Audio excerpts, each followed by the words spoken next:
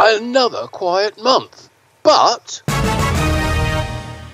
we interview David Fix. And we interview Pinball Expo's Rob Berk. Hi, my name is Joosten. I'm the editor of Pinball Magazine. And just to clarify, David Fix is the Executive Vice-President of American Pinball. And I'm joined here with... I'm Martin Ayub, and I'm the editor of Pinball News. And I'm joined with Jonathan, so we can look back at all the events which took place in the month of May 2022.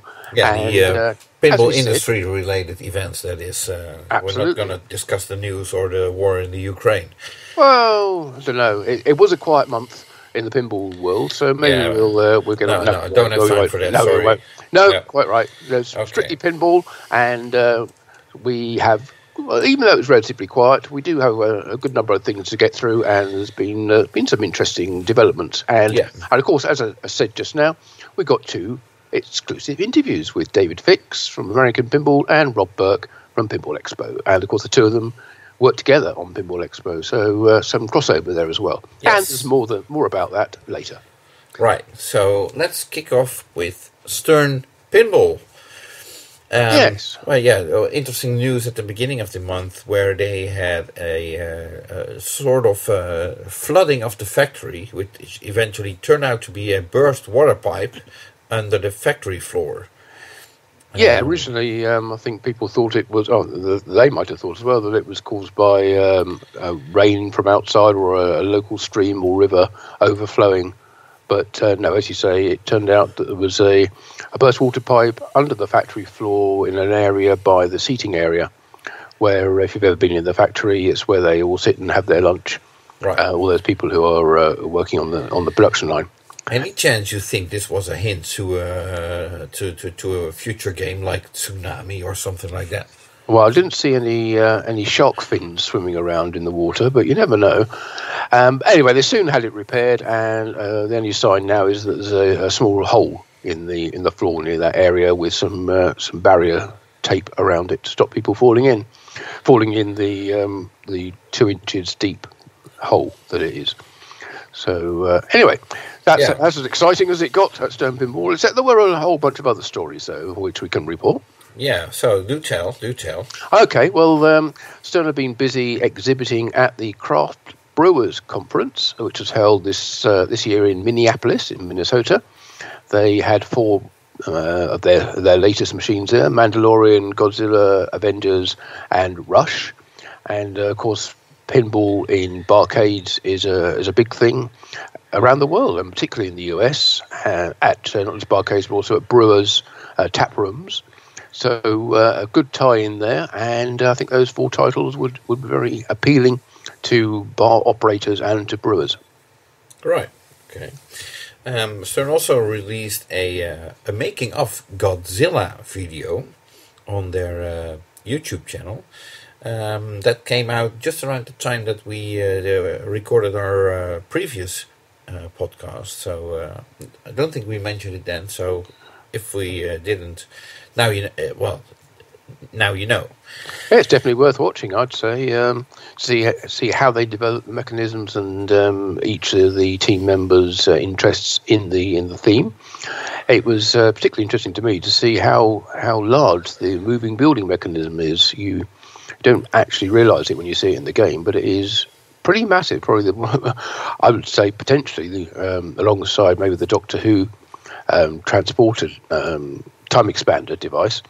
One of the biggest single mechs in a pinball machine. Yeah, but I'm willing to be proved wrong. Yeah. So, speaking of Godzilla, that game got nominated at the Licensing International Excellence Award, but apparently lost out to Elmo. Yeah, I don't actually know what Elmo was used for in that particular license. But because the organisers haven't posted a list of who the winners were or even who the nominees were on either social media or on the website, despite me having a good look, I couldn't find any details of it. But Anyway, it was a good use of the license by Stern. I think everybody agrees that, and a good game came out of it as well. So let's hope the Elmo product, whatever it was even better than Godzilla. Right. Okay. Well, else maybe this is an indication that if Stern is so keen on winning that award, they should do an Elmo themed pinball machine. Yeah, absolutely. Yeah, it's about time. We haven't had one of those ever. Yeah, and there's probably a good reason for that. Well, if you want to tie the youngsters, the really youngsters, into pinball, what better than a Sesame Street pin? Well, that's a question you could ask of George Gomez, and I think you have been asking him a question, haven't you? Yeah, well, actually, I have been asking him 2 questions, which could be sent in to the Super Awesome Pinball Show, who were planning an interview with George, and since then have recorded and published that in 2 parts. It's a a very in-depth interview, and indeed 2 of my questions were answered by George in that interview. The second one was about his very stylistic handwriting, which apparently turned out not to be such an original question as more people ask about that. And but I also asked whether George or any of the other designers at Stern Pinball were going to take over the either the license or the design that Steve Ritchie left with the company when he left in I think August of last year. That's right, for Jersey Jack Pinball. Yeah, where he left for Jersey Jack, and I got the feeling it was not sure whether George was very serious when he was answering that, or I got the feeling he more jokingly said that Steve's design was out the window or something like that. I'm paraphrasing here, so not quoting George, but to me it felt like he said it jokingly, but since then other parties have reported it as that basically that design is out the window and that George is doing a game design from scratch, which could be the case, but maybe he was joking and then it's not the case, or maybe he's just doing some tweaks to Steve's design, and oh well, we'll find out. And other rumor is that the name of that theme had been rumored more and more, or had already been rumored, and is sort of confirmed as being James Bond. Yes. We've heard that theme go around for actually quite a couple of years, Stern having that license, and it could be an interesting theme if you are able to get the right assets, I suppose. Yeah, that's always going to be the problem, particularly with so many different versions, too many different actors involved, and it's always at least the same production company. But you know, what do you cover? Do you cover the last movie, which was the Daniel Craig one? But that was the last time he would be playing James Bond. Or then if you go back through, you know, I don't know how many James Bond movies there are, 25, the last 25 movies, you've got to get license sign off on all the actors who have been in there, and you know, it's a bit of a nightmare, as well as the music, you know, without even going into that. Right. So, well, what's interesting, or could be interesting, if we just focus on the theme of James Bond, I tend to visit the casinos here in the Netherlands quite frequently. Not so much that I have an addiction, but it's just no, of course not. No. Just for fun. Just for fun, and well, it's a nice evening out with my girlfriend. So on the they got two areas. In the slot machine area, there is a James Bond slot machine in 2 versions, a Sean Connery one themed around Goldfinger, and a GoldenEye one with Pierce Brosnan. But in all fairness, it's mostly if you play those games, and I have, it's mostly the branding of James Bond, and there's very few clips from either movie. Just a couple of scenes, which are even hard to recognize that they are from that movie. But there's not much James Bond-ish going on in that James Bond slot machine, so I'm not sure whether that's an indication of what to expect for the pinball machine. I think it might be a bit harder to get away without using, large quantities of assets in a pinball machine. These days, we're given the other type of games you're going to be up against, which have, you're up against, Guns N' Roses with all the assets they get from that. Well, if you but Stern have dealt with that before. If you look at Jurassic Park, yeah, Jurassic Park had no assets from whatever movie, and they created it all by themselves. So true. We don't know what direction they're going to take and what assets are available. But if it's similar to that slot machine, then they have a big task ahead of them. Mm. Okay, well, let's see if they even pursue that, or whether they've gone in a completely different direction. Right. So, and it also remains to be seen if Steve left in August, how long would George need to design a completely new game? I mean, as busy as he is as Vice President of Game Design, and as talented as a designer as he is, could he do it in less than a year with the next Cornerstone game coming out in August? Mm. Yeah, I'd have thought so, but it depends whether they can use the work they've done on the game up until now on assets. Whether they can use the sound clips and video clips that they might have developed, or even got that far.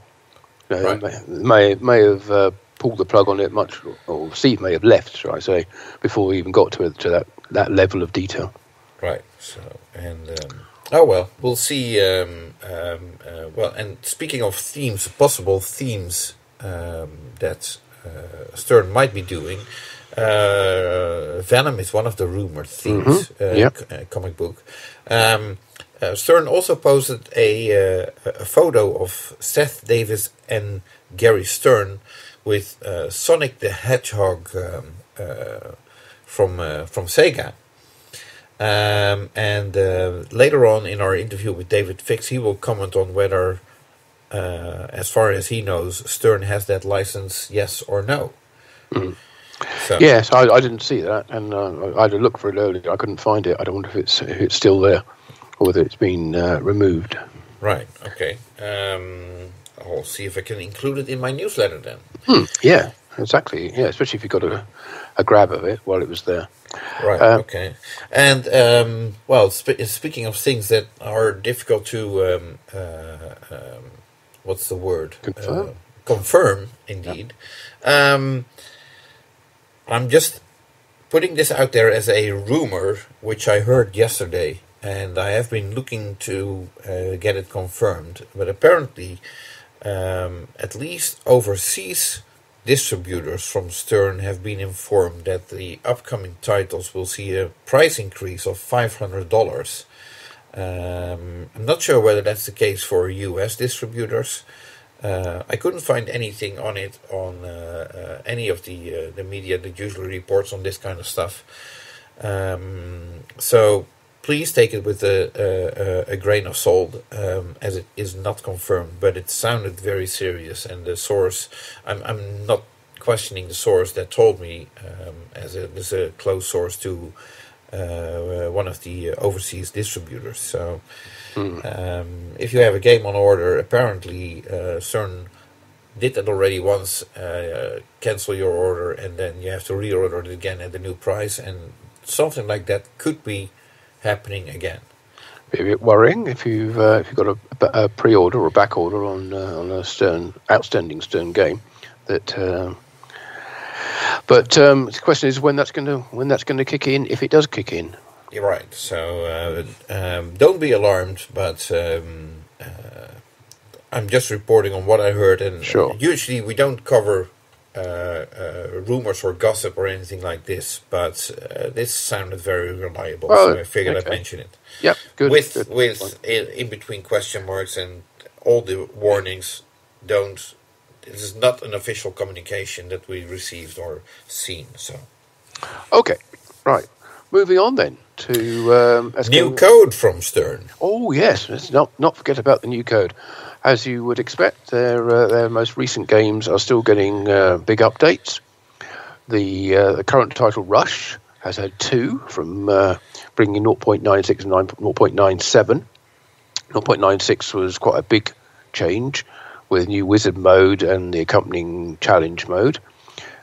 New secret insider connected feature, lots more achievements, and lots of rule changes and bug fixes. And whereas Godzilla has gone from has had updates 0.94 and 0.96, which brought new Monster Zero and Terror of Mechagodzilla mini wizard modes. Oh, yeah, and new music for those as well, which both tracks have been added to the DJ mixer, which is the thing that you can play just the music from the game on from the start menu, or gameplay menu, I should say. And there's been changes to some rules for some of the modes, a bunch more adjustments, and the usual bug fixes. And those are the code updates from Stern for May. right, okay. On a personal note, if I may add, yesterday I was at the Dutch Pinball Museum, which was technically closed, but I had a meeting there with Rob Berk, which we'll get into later on. And the reason I bring that up right now is, once Rob Berk left, I was actually able to play a number of recent Stern games that I played at shows, but then you're always in a rush and distracted, and there's lots of sound. And now I had basically the entire museum to myself, so could dive into Rush and Mandalorian and a couple of other games, which was actually great. So, Mandalorian at first didn't appeal to me that much, but I'm, after yesterday, starting to like it more and more. Okay, growing on you then. Okay. Yeah, absolutely. Yeah, so, moving on. Okay, let's get to American Pinball, and that will lead us nicely into the first of our interviews. But they've also been busy in appointing Steven Sprawker as a new purchasing manager. They on a bit of a hiring spree ever since David Fix joined the company. Right, and well, David will address that in his interview as well. Absolutely, but he's that's just one of the most recent appointees, and I think we can look forward to some more coming along before too long. But they've also got Steve Bowden there, of course, Stephen Bowden, who's a world-class player, and he was taking part in the IPA 17 championships, which were held at the Pinball Asylum in Fort Myers in Florida. Right. And I think American Pinball, well, he was posting a lot of updates on the American Pinball social media feeds, talking about how he and Jeff Teolis, I think they were a team, weren't they? Playing in a doubles team or something like that. Could be, yeah. Yeah. So, sort of representing the company. Yeah, and Stephen was also playing in the Epstein Cup, which is the European-US challenge, which the US won handsomely this year. Yeah. So congratulations to them. them. I didn't participate, so... Well, obviously that's why it wasn't a walkover. But... thank you very much. Always welcome. So, but anyway, yes, David Fix indicated he'd like to come on the show. We recorded that interview earlier, and let's take a listen to that now. Yes, David's got a lot to tell us, so let's hear from him. So we're joined now live with David Fix, who's the Executive Vice President of American Pinball. Welcome, David. Hey, hello, Martin. Hello, Jonathan. How are you guys? We are doing excellently, I think. Thanks very much. Thank you for asking. How are things going over at American Pinball? Well, things at American Pinball are going very well. It's been a very busy first year so far. I mean, we were at Texas. We trying to keep the lines of communication open for everybody so that they understand what we're doing at American Pinball, being pretty much open so that everybody understands what we're trying to do. And we're just trying to help everybody continue to build these games. And trust me, there's supply chain issues are still there, but we're working through them as best we can. I'm sure they are. We'll touch on those a little later. But one of the things I wanted to talk to you first of all about was the American Pinball American Dream contest, which you announced at Pinball Expo last October.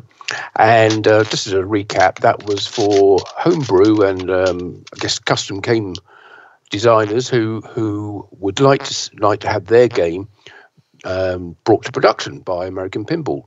Correct. And the idea being that they will bring it along to Pinball Expo this year and take part in the contest, with the winner being adopted by American Pinball to produce the game commercially. Now, since then, you've of course you've hired Ryan McQuaid, who is also a well-known homebrew designer with his Sonic title. More about that a little later. And of course, he worked with the Riot Pinball team as well, who to bring Legends of Valhalla. So I'm kind of thinking you've already sort of cherry-picked some of those homebrew game designers before the contest has even sort of culminated.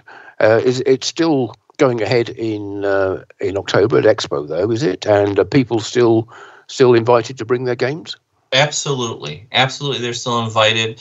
The full details of the American Dream Challenge is on the Pinball Expo webpage. You can go right there. You can also send an email to dreams@americanpinball.com, and we can go over some more of that information with those who put that in. Listen, American Pinball Dreams, this whole Dream Challenge, this personnel of new designers has been a pet peeve, not a pet peeve, but a personal project for me, because I was at Expo, and you might remember this, Martin. We brought in all these young guys who were designing young games 10 years ago, if not more now, when little companies like Fast Pinball, back then was called Skillshot, and Multimorphic were making their first waves into the thing. And then we had, I remember some of the games. I mean, I saw Nightmare Before Christmas back then. I saw the Muppets.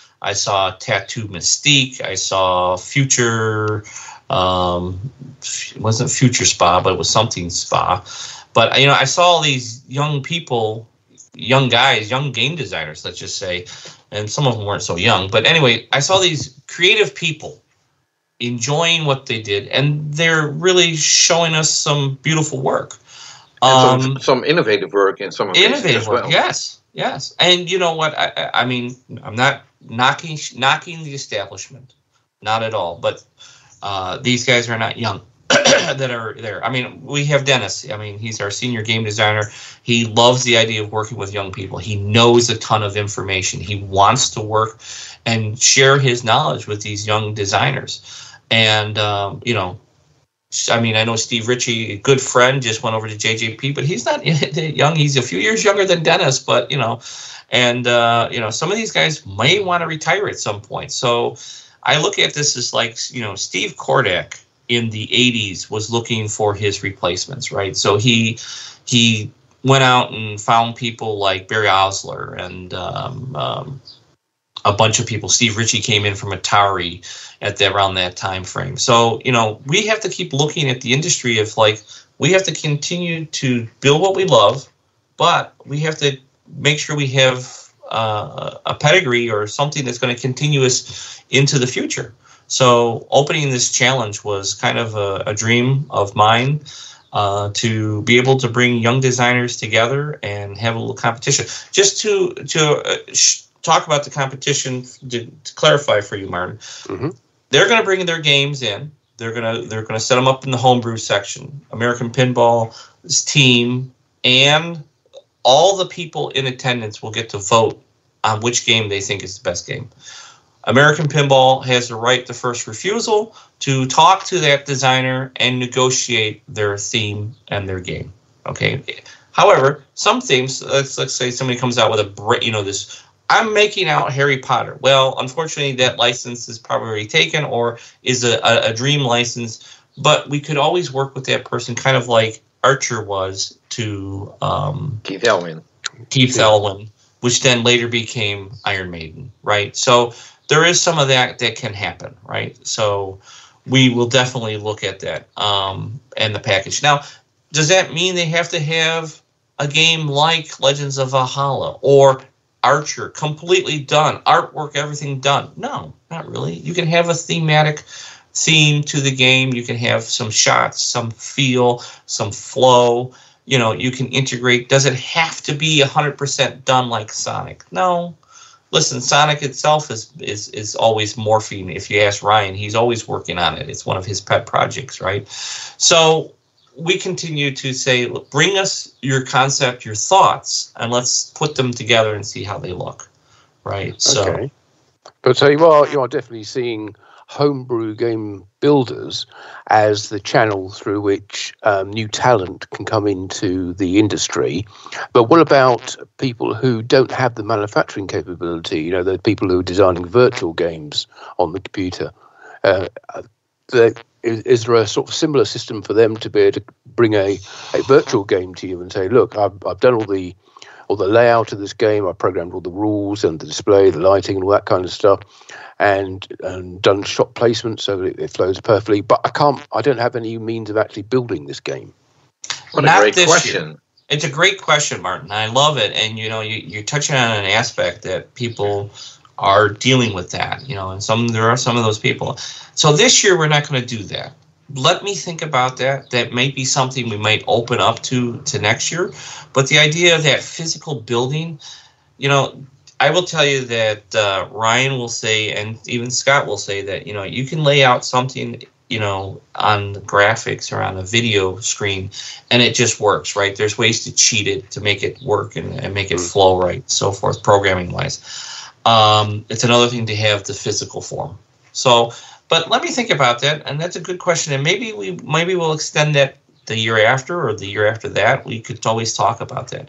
But so I'll tell you that there is a young man, not so young anymore, but he was John Norris, right? Mm-hmm. John Norris in 82, 83 designed a game called I want to say it's Tour La France or something like that, where he designed a whole thing about bicycle racing in France. And he went to Expo and he was sitting in the front row and he says, "Hey, I'm a game designer. I designed this thing." And he basically got on the radar of Gottlieb at that point, which led to him getting hired by Gottlieb because he was a home brewer, right? He built this game, which I believe is Tour de France, where he put the shooter on the left side and everything's done on the left, and it's kind of interesting. And he designed that game by himself and brought it there, right? So there are other people who have done this in the past, who have done, so it's kind of like not new, but it led to, jobs for people. Yeah, well, I think that's kind of how Pat Lawler got into the business, wasn't it? With his Wrecking Larry. Ball. Yeah, the Wrecking Ball. Yep. Yeah, so quite right. So you mentioned about Ryan, and you also mentioned about license issues. And of course, Ryan is well known for his Sonic Spinball game. Yes. Now, there was some news about that. You can tell us? Yes. Is there anything you can tell us about the status of the Sonic license? Because I know there's been a lot of rumor around that as to whether or not you have it or can get it, and whether the game can be made as it is, or whether it would need to be rethemed. So keep that in mind. That all of those are really good questions, and I'll pick at them, and I'll pick on the ones I don't want to pick on. But I will tell you that, of course, when Expo and I made the announcement, I've known Ryan for over 2 years. Okay, so I saw Sonic Spinball in its infancy before Pinball Expo Virtual. Okay, so I was talking with Ryan back then. In fact, I was the one that, we made sure that he got his video and the whole thing of what we've seen on the radar at Expo back in 2000. Good gravy, is that 2020 or 2019? I can't even remember. 19, yeah. That was COVID. I can't believe it's been that long ago. So, we saw that then, and I saw potential. Then I went to American, and I kept talking to Ryan quietly in the background, saying, "Listen, get Sonic to Expo, so we can." And at that time, you gotta understand, the company was trying to grow, and we were growing by leaps and bounds, and we still are. We're growing very fast, and it's kind of great to have that possibilities of games in such demand. Our quality is so good, and people love that about our games. And trust me, I take phone calls on people who have had problems with their games to refine them, and those calls are like very small. But we have a staff of people that are working on that too, that always are working to make sure that everybody's problems are resolved fast. And we take care of that all the way back. In fact, yesterday morning I had the service call. So it's just so that everybody knows, and I don't mean to go off on a tangent on this, but I'm just going to say that there's a service meeting with the service technicians and the entire production staff every week. And every week we go through any of the service questions or service bulletins that have been brought up. And if it's something that has to have been missed by us, we take care of it immediately. If it's something that needs to be adjusted, we take care of it immediately. And we try to work through that so that, and then we make it retroactive. We make sure that all the people who have the game out there in location get the updates. And then we continue to support our games 100%, because I don't want to play catch up. Like you did with Oktoberfest, for example. Yes. And Oktoberfest, and we did that for Legends. All the Legends owners got an updated part. We continue to send out updated parts to that too. So we continue to just keep refining our game, because we want to build the best game possible. Now, back to Ryan. So I've known Ryan a long time. We brought him in. We actually helped Ryan and got the Sonic game shipped to us at American, and then we brought it to Expo for him, and then we made sure that he got it back. We had him at American. We sat down with him back in October. We started talking to him, and listen, the passion that Ryan brings, what he does with his work ethic, what he knows and how to do things, was the number one reason we hired him. It wasn't because of Sonic and the other stuff, Keith Elwin designed, Archer, and people in the industry saw the passion that Keith brought to the games and what he could do, right? So I see the same thing with Ryan as being a rock star. See the same thing with Scott Gullitz too, as this rock star. And we have to work with them, right? So I immediately was like, listen, Ryan, we want to bring you on. We're working with the Sonic license. We dealt with Sega already. We had already started negotiations, and we hired him. And when we went back to finalize things with Sega, we were told another company is already in front of you, and they ended up taking it. So we were like, well, wait a minute, we started this. We did this. We presented our case. We presented everything Ryan had done so far, the following, everything. And they were like, that's okay. We're going to go with this other company. Thank you.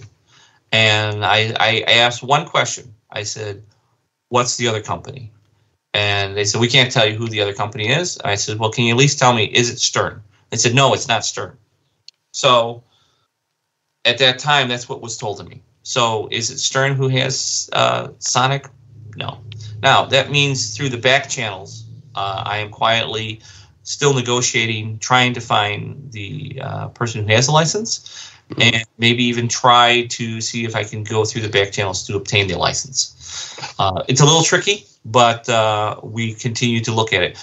But the long term on this whole thing is that we really want Ryan. Ryan's the guy who has the passion. He's the one that took the entity. He's the one that took the, which I laugh. I think of sometimes of Joe Kamikow talking about Star Wars, the Blue Cabinet one. There were no Star Wars movies. There had been no Star Wars things. Star Wars was a dead entity at that time, and turned it into this great, game, and it was sought after by a lot of people.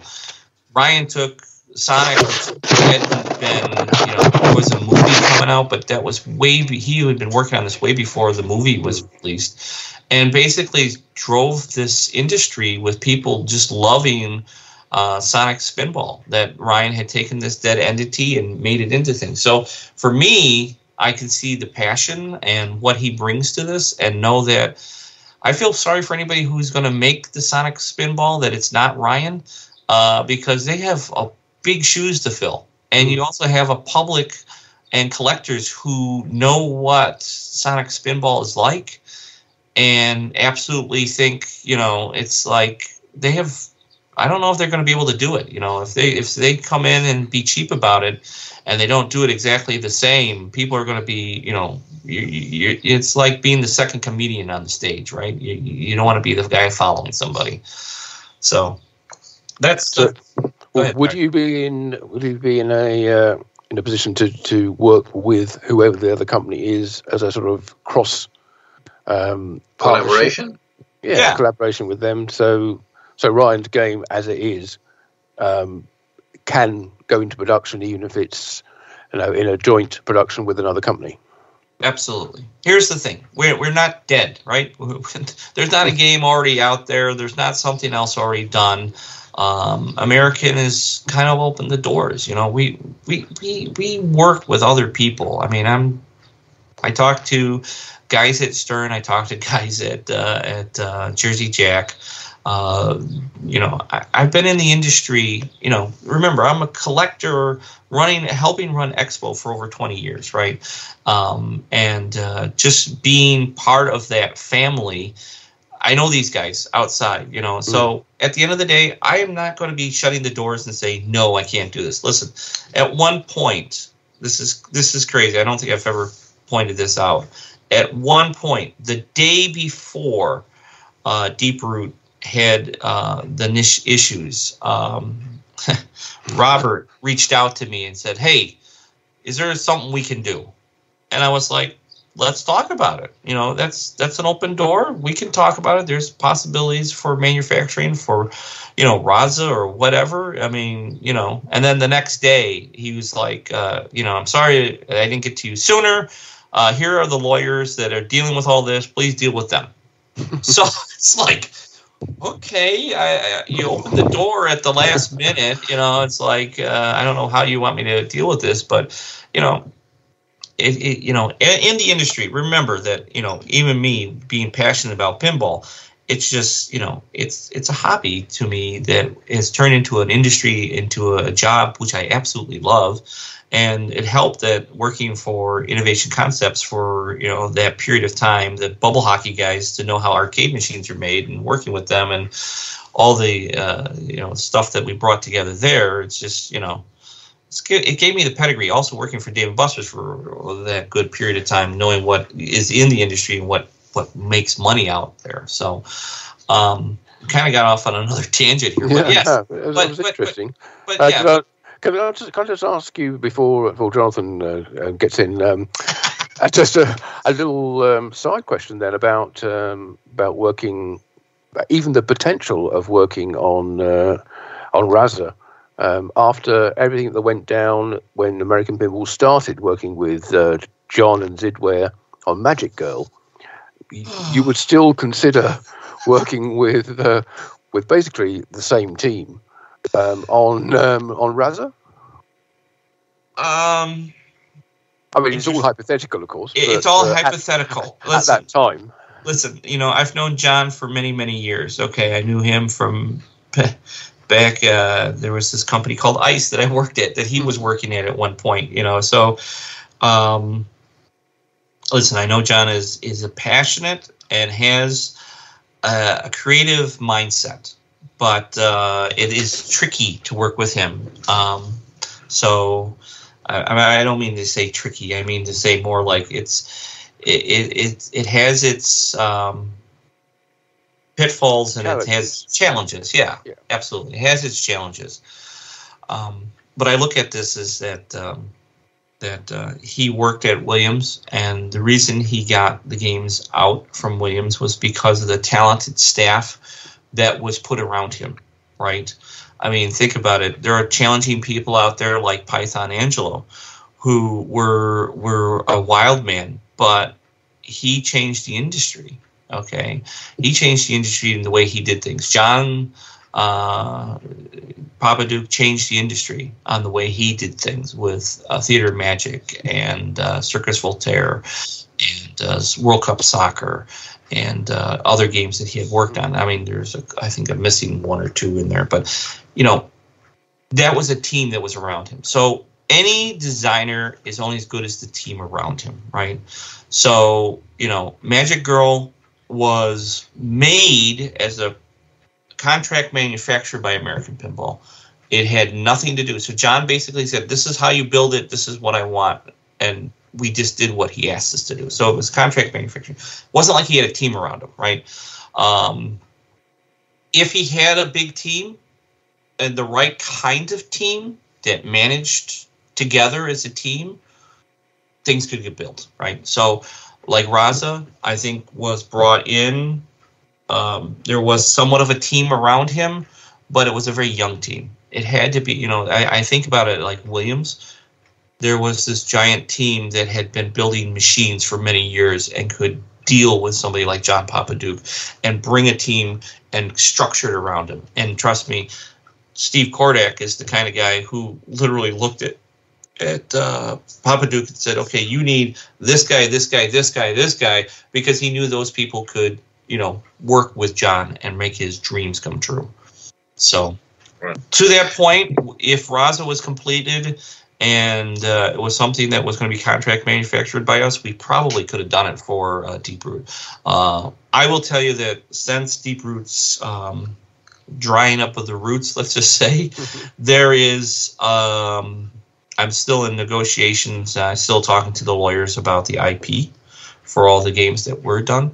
None of that has been put up for auction yet. None of that has been put out there. So that is, there was a ton of stuff that Robert had done for Deep Root.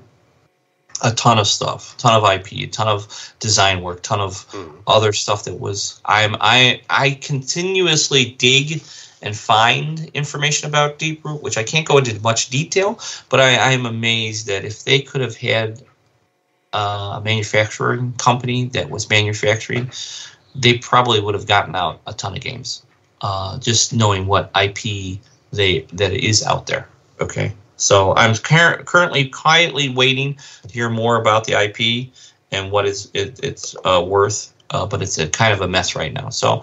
Well, let's sit back and wait and see what happens with that. But okay, we'll stay tuned on that. Yeah, stay tuned. Okay, now speaking of IP, and I may be taking this in a different direction than you may expect. I always expect that from you, Jonathan, so go ahead. Well, I have a reputation to keep up, so... All down. Keep down, yeah. So, when American Pinball... sort of presented themselves for the first time at Pinball Expo, they showed a Houdini design by John Papaduke, which since then has been completely changed. I think there's only about 2 inches of a ramp that is left of the design, and everything else is basically a new design. But that's an IP that American Pinball already holds. Is there any chance that you would consider retheming that layout and using it for a future title? I think it's possible. In fact, those designs, that whole paperwork, all that is designed has been sitting in my office. When we moved from Streamwood to our new location in Palatine on Hicks Road, a lot of stuff was just boxed up, and we've been going through a ton of stuff. So the original design that was done by Papaduke, the original Houdini, that IP we do own. I have all the drawings now for that entire game in my office, and I would say, Jonathan, that nothing was used in the original Houdini, or the second Houdini that we actually put together. Joe's game. Yeah, Joe's game. Nothing. I didn't even think the ramp is the same. I've looked at the ramp, and that is 2 inch of the ramp. I think just the ending. Maybe the flap that holds the ramp down. Yes, yeah. That's the same. I mean, that's about 2 inches. I mean, for the most part, that entire design is completely different. But yes, I have the drawings for that design. Can it be used down the road? Yes. That is in the arsenal. Who knows? Maybe there might be a Vault edition in 3 or 4 years. Spoiler, that maybe, who knows? There may be a return to the to Houdini's Revenge or something. I don't know. There's always possibilities. There are so many different things, but that's us just navigating. Do we have a whitewood of that? Yeah, we do. We have the whitewood for that. So, in fact, I think we have the artwork done on the entire playfield too, which was done ahead of time. So that game got pretty far. In fact, I think there's a copy of it floating around somewhere. I know there's a full version that's in some collector's house of the original Houdini that American put together. I don't know what the status is or how far it's working, but I know it's out there. It's you can see the pictures on IDBP. I know that our dear friend over there, I can't think of his name. Huh? Max and company. Yeah, Max and company. But definitely, and Jay Stafford all work very hard to make sure that that data and information is held. In fact, I think I have lots of pictures of that as well. Yeah. And I don't know if you guys have noticed the original drawing, which nobody's ever seen, Backlash, hangs in my office, of the original 2016 Houdini, which is not the Papa Duke version, and it's not the version that we did, but it was the original drawing that was done up. I look forward to pictures. Yeah. Or when you stop by and I let you in the office, you can see my office. You can see it then. Okay. So we got an appointment. Yeah, and you guys are always welcome to come and tour the American Pinball Factory. You guys. So we shall take you up on that. Okay, so I'm going to do a little bit of a shameless request in this case. Earlier we touched on the American Dream Challenge, which is held, and Martin touched on what if you're able to design a game on a computer, but have no capabilities of building it on your own, and you need help with that. Well, I may be in that position right now. I know you're in that position because I've played that game quite a few years ago at Expo. Everybody says, why do you go to Pinball Expo? Is it just because you want to play games? No, listen, I've played just about every pinball machine out there. And I go to, it's the people that are at the shows, the people that make the shows, that's why you go back. And, there's these times when you have somebody like Jonathan who comes, says, David, I want you to play this game. So I played this game. And I will tell you, Jonathan, it's an interesting premise on a game, and I would say anybody out there who would like to work with Jonathan, reach out to Jonathan. He has a very unique layout, an interesting little thing that might work great for the American Pinball Challenge. And Jonathan, all you need is a team behind you. You have this design. It would be quite an interesting little plane. It's got a rule set already kind of developed. It's something that could be definitely a contender in the American Pinball Dream Challenge. So call in all the rest of you, the game designers or guys who are homebrewers that want to work with somebody. You can work with the great Jonathan Joosten about building this game. And trust me, nowhere in the game does it say tequila. Okay, but it does have all the rest of the stuff in it. It almost seems like you need to have a forum or a sort of interchange somewhere where people who have got designs but no manufacturing ability can team up with people who've got manufacturing ability but no designs. And, absolutely. And you know what? I hate to say it, but that's kind of like what Pinside is, So all you need is somebody to start driving that. And in fact, if I'm not mistaken, there is a forum, and you can reach out to the guys at Multimorphic, P-Rock. They have something. I know the Fast Pinball guys, Aaron out there, has something for the homebrewers. to kind of unite. So listen, I'm bringing all these people together here. I'm just kind of reuniting everybody to understand that don't think you're alone. There are other people out there. I know there's a guy in Halifax, Nova Scotia, an old friend of mine, John Greatwich, who knows how to make a playfield. Okay, actually can print you a playfield for your one-offs for your thing. So maybe you guys can reach out to good old John. There are many people out there in the industry or that been in this hobby for a long period of time that can be around there to help you. So reach out. And Jonathan, you shouldn't be ashamed either. Reach out to these guys and say, hey, listen, I got this design. Far from ashamed. You're not ashamed. No, far from it. Far from it, right. You have a good design, and you got to definitely work with it. I got to give you your little hassle, just like you give me hassle. So that's well, I appreciate it. Thank you very much. Of course. So, now back to American Pinball. You mentioned the staff at American Pinball, and if we have to believe the rumor mill, the American Pinball staff has been slightly reduced. With Josh Kugler no longer working there, is that correct? And is there anything you can say about it? Well, the official line is that in March, Josh and American Pinball separated, and that's where we're going to leave it at. Okay, so he's been gone since March. We continually to build within our own staff. We have many people who, and Josh, listen, Josh was one of the pioneering fathers. He helped out with American Pinball in its infancy. He worked on Houdini, Oktoberfest. He did a lot of work on Hot Wheels and worked on with Legends of Valhalla. He will always be a member of the American Pinball team, one of the original guys who worked on these games as much as Joe Balser was and so forth. And, as of March, there was a division, and that's when it happened. So, and Josh has been in the industry, and he's a home brewer too, right? So I have a feeling that someday we'll see another game from him or from teams. He's very passionate about his creativity and what he does and what he brings to pinball. Okay, so he's a great guy. He's it's just that he's not with us anymore. So moving on from there. Okay, right. Now.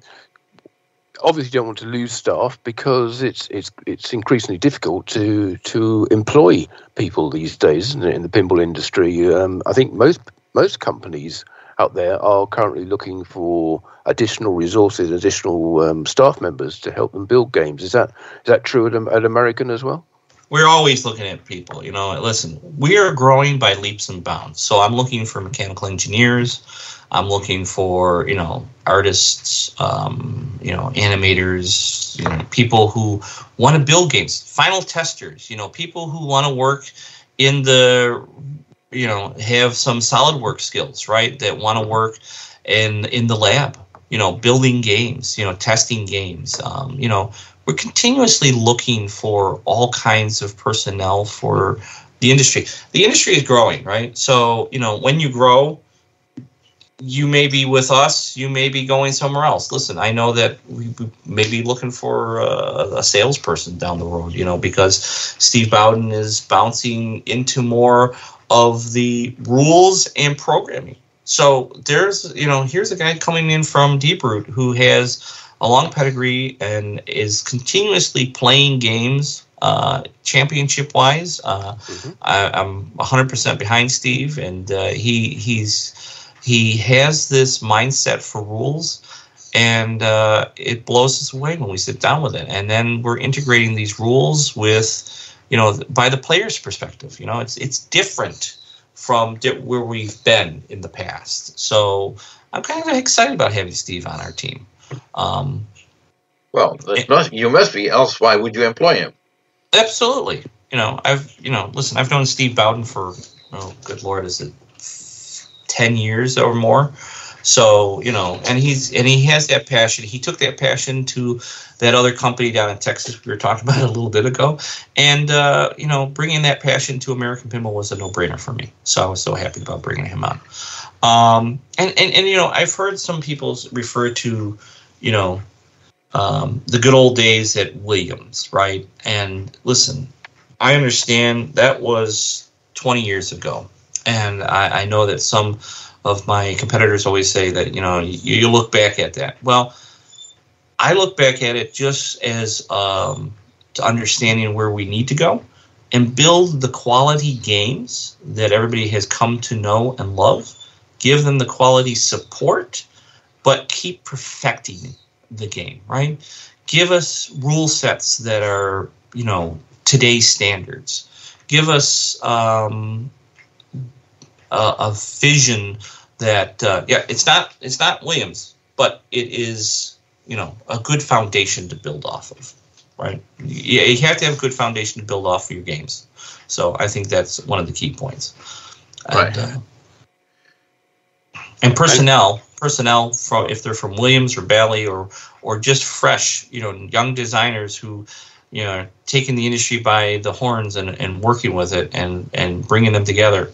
That's the key point, And one of the key things about building games, of course, is the supply of parts, and that's been an issue for you and for every manufacturing company in the world, I think, over the past few years. I've heard various people say that the situation is improving now and more parts are becoming available and the price of shipping them and manufacturing them is coming down. What's your experience with that? It is improving, but slowly. Okay, so listen, when you're building games, it's, there's a reason that you're running so many of these games, so many of those games, and running back because parts are getting tough, right? So, there's delays in shipping. Are we like during the pandemic where everything was stopped? No, we're not. But are we moving forward? Yes. Is it as fast as we would like to do pre-pandemic? No.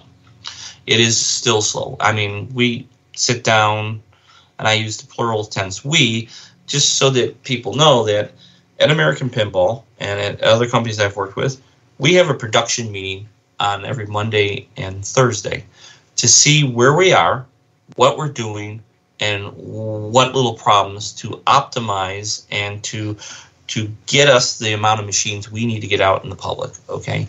And, we sit down with ownership. We have 2 game lines. We just signed off on the 3rd game line, so that will be installed shortly. So we're going to have 3 game lines producing, 3 lines to produce as many games as we want. Are the orders there? Yes. Are the people buying games? Absolutely. I have to say that out of a ton of people, we get that A-star quality because when they get an American Pinball game, it is built American tough. Now, I can't say that because that's a tagline for an American car manufacturer, but yes, you understand what I'm saying with that. But yes, has the supply chains been a problem? Absolutely.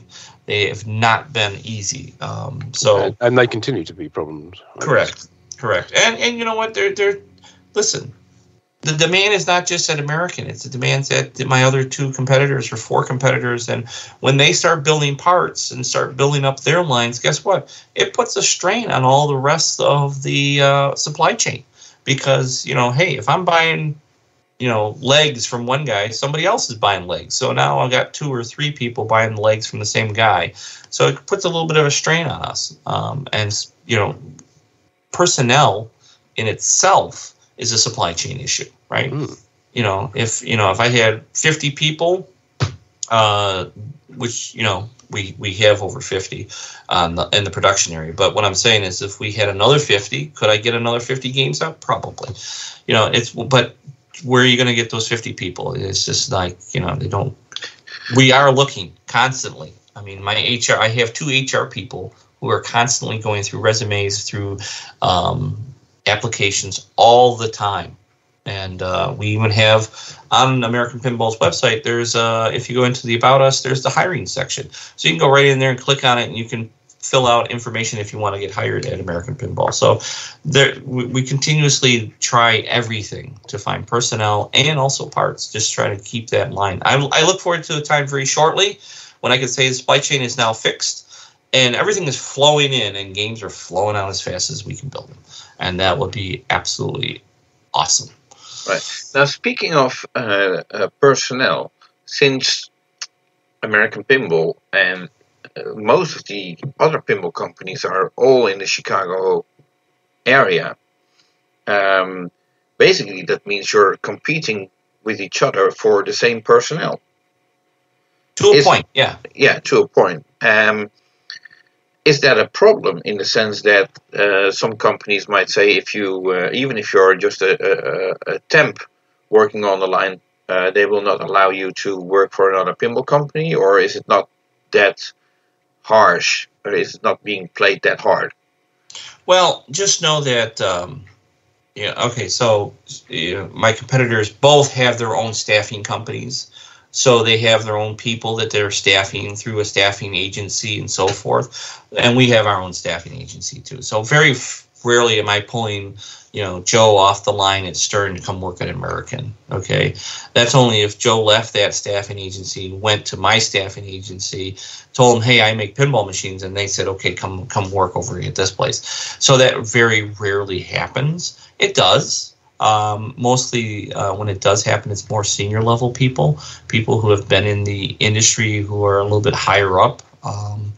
And, they might have problems that they didn't want to work for this company anymore because they felt like they were put off to a side, pigeonholed, not being, being used to their fullest. And they're like, yeah, I could stay there for the rest of my life and never worry about it.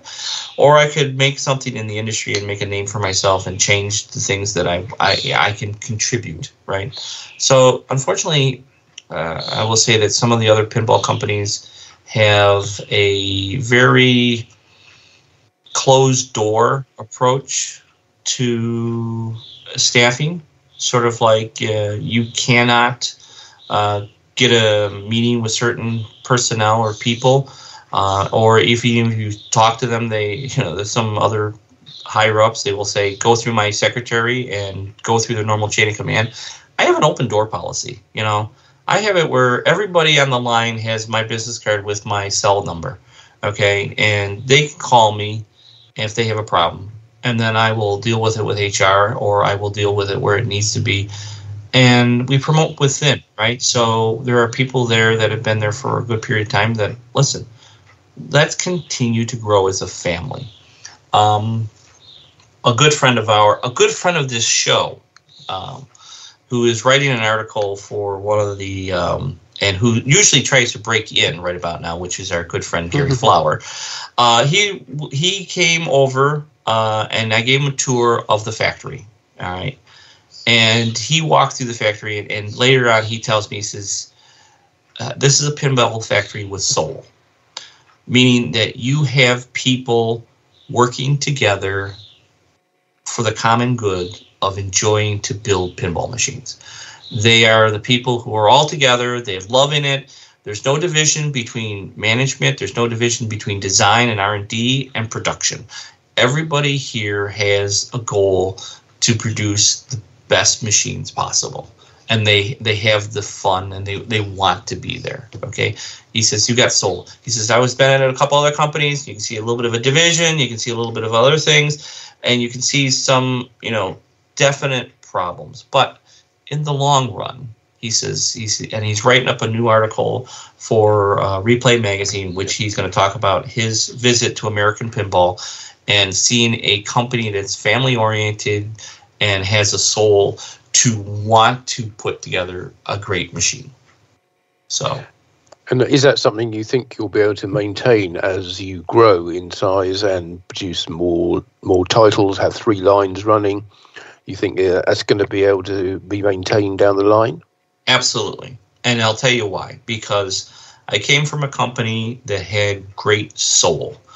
And what I'm talking about, Martin, is Innovation Concepts and Entertainment, ICE. Mm-hmm. Think about this. This was a company that had just shy of 400 employees, 21 game lines, producing the finest arcade games in the world. The owner of ICE, a good friend and a mentor and a man that I truly, next to my grandfather, I adored, Ralph Coppola. When Ralph was in the building, he made sure he went down and talked to everybody on the line. He went down there and greeted people and talked to people. He would check with some friends that had been working for him. Imagine this, an employee who's been working on the line for 20 some odd years to Ralph. And he would walk down there and ask him how his wife's doing, how his kids are doing, how are they going to, did they get into college? He worried about that stuff because he always considered ICE, the whole division, his family. And that man worried every day about bubbles and crashes of markets, and because he basically said those 400 people are his family, and he wanted to make sure those people were employed and always had a job. So, learning from him and also knowing the history from Gottlieb and what Elvin and David did in the history, I walk the line every time I'm in the building. I talk to people about their kids. I talk about where they are. If they have a problem, they have something, I'm talking to them and trying to help them as best we can. Even if that means, listen, Dave, I'm having problems getting through. Okay, you know what? I'm going to give you a couple gas cards. Here's some gas money to get to the business. Can I help you out with some other stuff? Hey, I need a little time because my mother is sick. Take all the time off you want because you're family. That philosophy has been missed by many companies, but to have that philosophy within and to use that to manage the people, listen, they'll work harder for you, right? And I see that so much at American. I have people who come in crazy hours that want to be there because they feel part of the family, and they are. They are my extended family. The American Pinball has become this family, and it's growing, right? And can we? Sure, families grow too. They have more children. Sometimes the children leave, right? So the employees leave. That's all right. They are still part of the family. They still have that pedigree that they were with us. We still, reach out, and if we can help them, we will. So it's one of those things. So there's a lot of growth that is happening, and I'm happy to say that we're going to maintain the family orientation of this company for the common good, right? That's our vision. That's my vision, anyway. Okay, it's certainly interesting. What you just described reminds me of Dave Gottlieb, who used to do that the same with many of the people in the factory that were working for him in the 60s and 70s. Absolutely. And why did that made Gottlieb huge, right? Yeah. Gottlieb was the king of pinball. Gottlieb was the pinnacle. What happened to Gottlieb were some missteps, which a lot of companies make, you can make a misstep. I think one of the biggest missteps Gottlieb did, and I'll just touch on this, and I think a good friend of mine, Michael Gottlieb, will tell you the same story. He says that when they went solid states, it was thought of over like several martinis and said, okay, let's use this guy, Rockwell Technologies, and let them design our board system, and we have to go to solid state. But that was only after they had many drinks and had to do something about it, right? Because they weren't being, So taking that, I continuously look at the industry and say, okay, what's better? Is this the best thing? I think, Martin, you and I talked about this a while back, and I'll touch base on this, was the playfield problems, right? Mm. Like you and I talked about it, that in the 90s, playfields were designed, done, and dusted. They were going to last the test of a nuclear explosion, right? And what happened? Well, you continuously evolve. There's continuous changes. But listen, what has been done, we keep perfecting, right? I'm happy to say that American Pinball playfields are really, standard above the rest, right? I think they're well built. People don't have problems with it, and that is just what we need to do. But in the long run, we continue to build with that quality, right? I mean, yes, you have to be innovative. You keep looking at new things, but there's reasons that I have games out on test. And those games out on tests are what we try new stuff, that the public doesn't know, that the innards might be a little different, maybe a new power supply, maybe a new, set of coils, a new, some new software or something. But that's just to see how well it abstains from breakdown, right? And then after a long, rigorous test, do we finally pull the trigger and say, okay, we're going to put that into our game. Because I don't want a substandard part going into my game that's going to cause a nightmare. Everything I test has to go through a life test. Everything we do goes through a burn-in. Okay, I don't want people to say, "Oh, did you ever even look at my game?" Yeah, it burned in. It went through so many levels of testing and so forth to make sure I'm giving you 100%. And you know what? It shows, right? We have those people who love our quality and say, "Man, they build a great game," and that's the reason. And if we need to make adjustments, we do.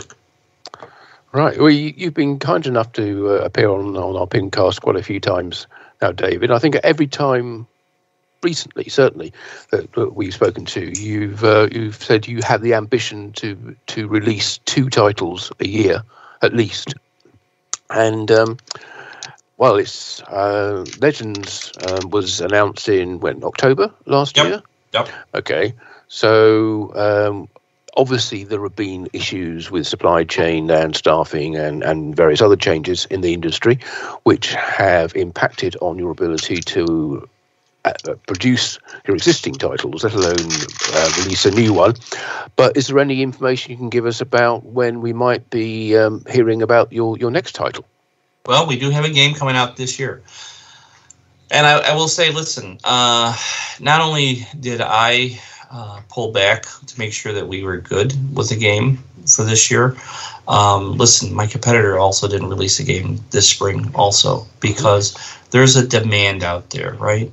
And this is kind of, and I'll touch base a little bit about Legends of Valhalla. Legends of Valhalla is a great selling game, high demand, people love it. Some people have called it, and some people have called it a sleeper, yeah. And it is taking the industry by storm quietly. It may have not been, listen, it went up against Godzilla. Okay. It's tough when you go against a title like Godzilla. I mean, it's a great game. But I will tell you that I love Legends of Valhalla. It has gotten a lot of people were surprised by the rules. And listen, Steve Bowden, even Michael Grant, both of them worked heavily on the rules to perfect that game a lot more, to be a player's game, and a lot of players are taking note of this game. We were at Texas and people loved it, but I don't want to be that guy that looks like he's out for the kind of the money grab. And what I mean by that is that I could have released the Legends of Valhalla Classic and started pumping those out. I want to get the Legends of Valhalla Deluxe Limited Editions into all the collectors' hands before I release the classic version of that. There will be a classic version. It will be somewhat have some of the toys, not toys, but some of the add-ons removed from the game to bring the price down. But at the end of the day, people are going to love it just as much as they do the deluxe. But I want to honor and support those people who bought the deluxe model by getting them their games first. Okay, I want them to enjoy that game. I don't want them to be sitting 6 months or a year later saying, "I ordered a deluxe model of this and I haven't gotten it yet." All right, I want you to have that deluxe model before I make the announcement of the classic. That's just me giving back to the industry, or even back to the collector, because you know what? They're the ones who stepped up and said, "I want to buy this game." And for those 500 people, yeah, most definitely. And let me touch upon that for a second.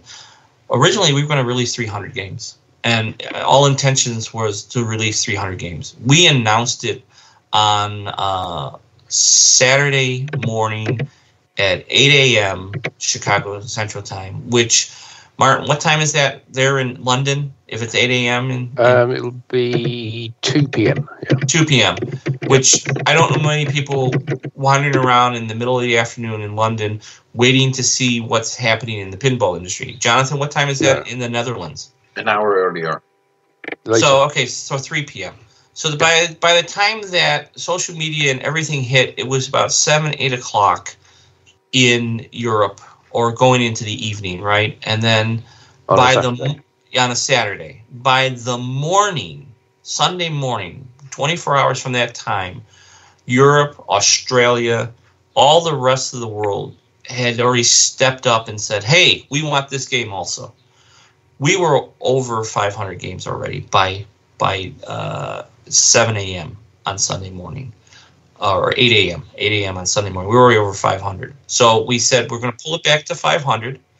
And by Sunday night, the numbers were just growing, and they're still growing. Okay, we have tons of people, and we told them, listen, continue to go to your distributors. See if somebody cancels, you can jump in on there for the deluxe limited model. And that's still true today. There's some distributors who have had people pull their orders or whatnot, but for the most part, anybody who's gotten the game hasn't sold the game. Okay, they still have the game. They love the game. They want more of the game, and we're continuously giving that. So that's just a benefit for us. So was that a money grab? No, that was me just making sure that the rest of the world had the same opportunity. Was there more than 500? Yes. Is there still more than 500? Yes. There are many, many people who still want this game, the deluxe model, and are the people who are currently with the distributors on a waiting list for the classics when it gets released later this year. But first of all, I want to get those deluxe out. So you've still got to get the deluxe ones out, and then you've got to go through the classic production before you can even start talking about the next game. No. So the deluxe model will be done, and then the classics, the next game will be already getting there for production, right? And then when we announce the classic, we will still have the new game being produced, and then we'll make the release. Here's the other thing. We did this with Legends. We had so many made before we announced it, right? And then we also had those put out in locations because, hey, I had been producing this thing so that we could do what we call a street rollout, right? A street rollout means that there are locations across the United States and possibly Canada. I don't know if we did Canada, and we probably will do this again to help give back to the community and give back to the locations. And what I mean by that is, listen, I know what locations went through with the pandemic, right? They did not have the numbers where they needed to be. They had been struggling when the pandemic was over, and they were struggling with getting people back into the locations to enjoy the game. So American Pinball did something that I don't think my competitor has ever done. I sent out 10 games to 10 of the top locations, and I didn't even charge them. Okay, I paid for the shipping on that, and I basically gave them 6 months to pay the game off, right? So they got a trial run on this. And because they were the street locations, they had people lining up, showing up at their locations just to play the new game because they were the first ones to get it. It not only helped the locations, it helped the industry, right? And it helped the locations financially because I know some of these locations couldn't afford a brand new game coming out of the pandemic when they could barely keep the doors open. Right, so now all of a sudden they have a new game. They have people coming in. They have people redefining them, and they're buying drinks. They're buying other things. They're finding this, and it just helped in the long run. So that's why we wanted to do street rollouts, and we're still going to do street rollouts. That's one of our key distribution is to take.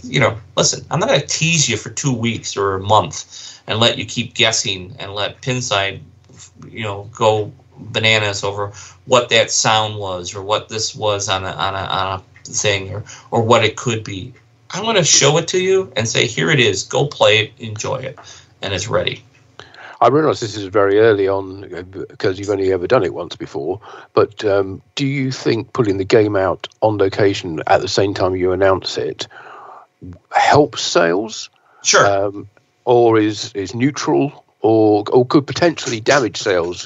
Because there's an awful lot of sort of fear of missing out and people putting orders in straight away as soon as the game is announced. Whereas if they can go and actually play the game, then that, in some cases, that it might turn out that the game isn't quite what they were hoping for, and that could knock sales off. It could, but I'm going to tell you this right now. It gives you more of credit that you're building games. Oh yeah. If I go on and say, listen, I'm going to build this game and nobody sees it and I'm taking orders, what kind of? I mean, you're basing it off the credit of that person, right? I mean, I think of all the people who saw Raza, right, or the other games that another company was putting out. To put a game out on a location and say, here's the game, it is out there, gives you a ton of credit, because here you've made the decisions, you built this game, you know that this is great. This is something that WMS used to do, okay? They used to put this stuff out there. They used to put them out there and let people play them and make sure they're out to distributors so that people did it. But you got to remember, back then, Martin, that was mostly all distributor-based. Now a ton of it is home-based. So what am I going to do? Send it to people's homes? No, I'm going to go the same route. I'm going to put it in barcades where people venture out and play the newest game. In fact, listen, I know barcades that have games and people go out. Yes, they'll make the decision. They'll buy it or they won't buy it. I know people who literally were on the fence, put in orders, and when they finally saw the game and played it, canceled. So I would rather have the people play it and make sure that they want to buy it, okay? And right now, all my people who bought Legends of Valhalla know that they want that game because they've played it. I have people who have played it at Texas. I have them at Expo, Midwest Gaming Classic, all these big shows, including a show that's going to be this weekend, Northwest. Yeah. In fact, it's going to be in the presidential suite at Nitro Pinball. They have 2 Legends of Valhalla sitting up there for people to enjoy at the Northwest Classic, Northwest Gaming Show. Pinball and Arcade Show. Yeah. Yes. Sorry. It's 5 words put in some order that lead up to a pinball show name. I don't care if it's Southern Fried, Pinball Expo, or what. I mean, it's usually something that has pinball arcade in some order. So, but no, listen, when people put their hands on the machine, they play it. Like I said, they find out that this is a great game. It is. I'm one of them. Thank you, Jonathan. I'm glad you enjoy it. But unfortunately, I still don't have any deluxes available for you. So continue to contact your distributor if you want to buy one. Get yourself on a list. But no, listen. I mean, I think that putting the game out there for people to enjoy gives me as a manufacturer more of an information so that they order it because they enjoy it and want it. I don't want to have it where I make an announcement. I sold, 1,000 games. Nobody's touched it. When it finally gets to the distributor, 50 or 60 people played the first sample of the game and go, cancel my order. I'd rather go with this other one. So there is a reason I want to put street locations out there so that people can play them. Most definitely. And I think we mentioned it briefly at the beginning of that answer that the next game will be announced later this year, and I think it's already. I think you've already confirmed previously that it'll be Dennis Nordman's design with Chris Franchi on art. Is that correct? That is correct. Yeah, and I tell you, Chris Franchi art. I mean, I mean, listen, Chris and I are friends. We've been friends for years, and his artwork is always spectacular. And I also made an announcement to you guys, maybe remembered at the Texas show, that we are doing Barry's last game. Barry Osler's last game will be coming out in 2023. And then Dennis's game for 2023 is already in the Whitewood stage.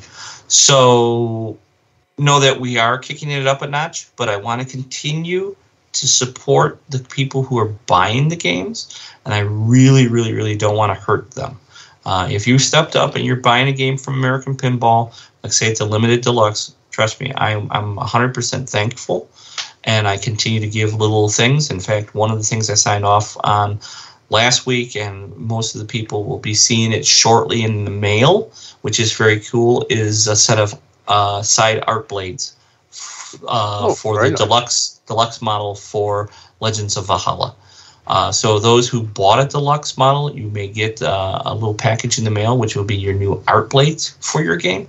And they'll be going on all the games going forward. So register your game. That's the other thing I want to point out. Register your game. If you've registered your game at American Pinball that you bought a deluxe version of Legends of Valhalla, you will be getting the updates. You'll be getting the side blades. You'll be getting anything that comes out for that. So make sure that you register those in there so that if you didn't get the art blades, hey, you're going to get that little present. It's going to be, hey, look, I got a set of art blades for my game. I didn't even know I was getting it. So very it'll nice. be great. Yes. Very nice indeed. Does it also count for international customers? Yes, it does count for international customers. Of course. Top class service from American Pinball. Absolutely, sir. Hey, I'm a collector. Like I said, I want to have those little perks and so forth. And it's funny because we went around and around and around at the beginning about art blades. And then it was finally somebody said, you need art blades. And I'm like, yeah, I know. And I went back to Scott and said, Scott, we need to do art blades for this thing. And he says, okay. And he did it up. And I'm telling you, the artwork, it fits thematically. It looks great. It works well with the cabinets. People love it. That we've already seen it. I showed it to a bunch of people that are just, guys in the industry, and not only that, we just are like, okay, this is the art package. It fits. So great. Well, we started talking about what's happening at Pinball Expo earlier in this interview, and I think we're getting towards the end now, and we will later be talking to your colleague Rob Berk about what he's been up to over the past few days. But is there anything that you can tell us that you, the two of you, are working on or have planned for this year's Pinball Expo?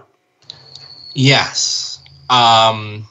In the true Pinball Expo, get ready. Okay, we always say that, get ready, because we're going to have a show that will again just blow people away. We did the first year show. It was interesting. It was the first time in that location. Yes. Mm-hmm. Do we need to make changes? Absolutely. Have we made those changes? Yes, sir, we have.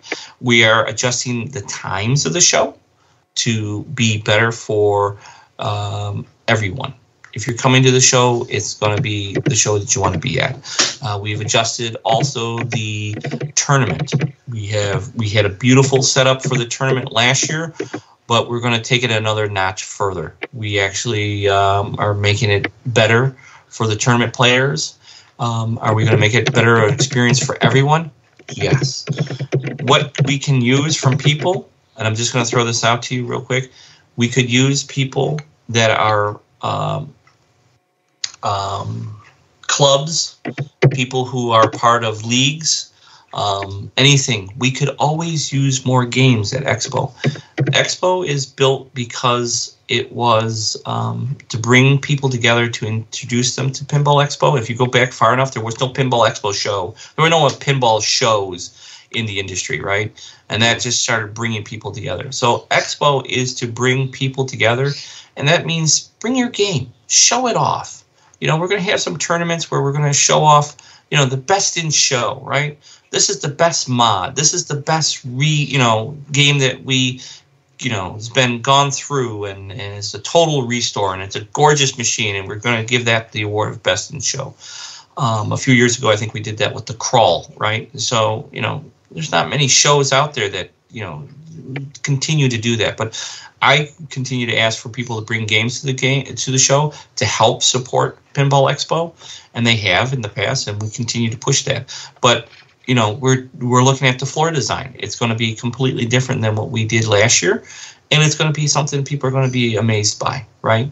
And listen, we're timing everything just right so that there will be new games there. There will be games that people are going to want to play, and it's just going to be the show continue to grow into our new location.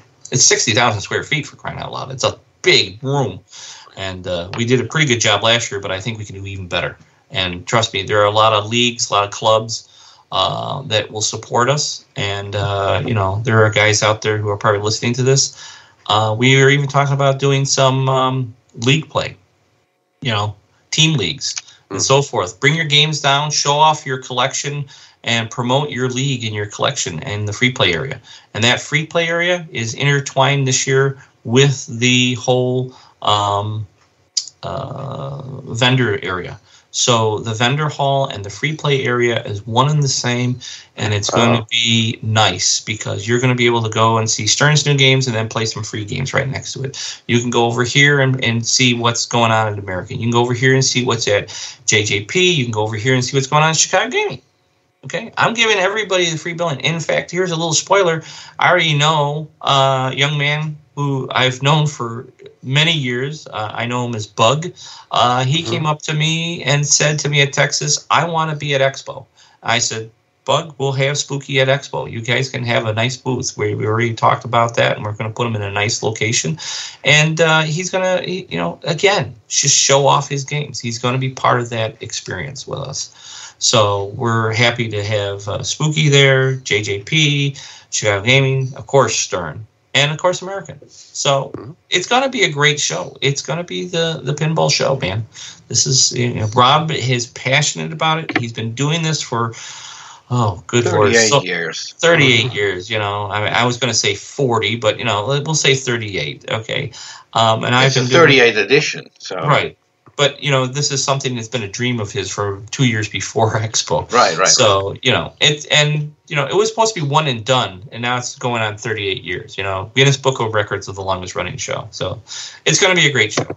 Right. And people, just keep going back to go back to Pinball Expo's website and get the updates. There's updates continuously happening on Pinball Expo's website. PinballExpo.com, right. Yeah, okay. Right. Very good. So now speaking of Pinball Expo, thank you for the plug so far. Having met Rob Berk yesterday, he gave me a flyer for a new international tournament that will be held on the Thursday of Pinball Expo. Can you talk about that, or is that not something that you're concerning yourself with? It's nothing. I know about it, but I don't have enough information to give you. I just know that we've been working on that, so that's going to be huge. Rob's the World Cup, yes. Yeah. Yep. It's a dream that listen. Expo is this thing has been going on for 38 years. It's the granddaddy, as people call it. There's been growing pains in Pinball Expo. We all know about that, and we're now past that.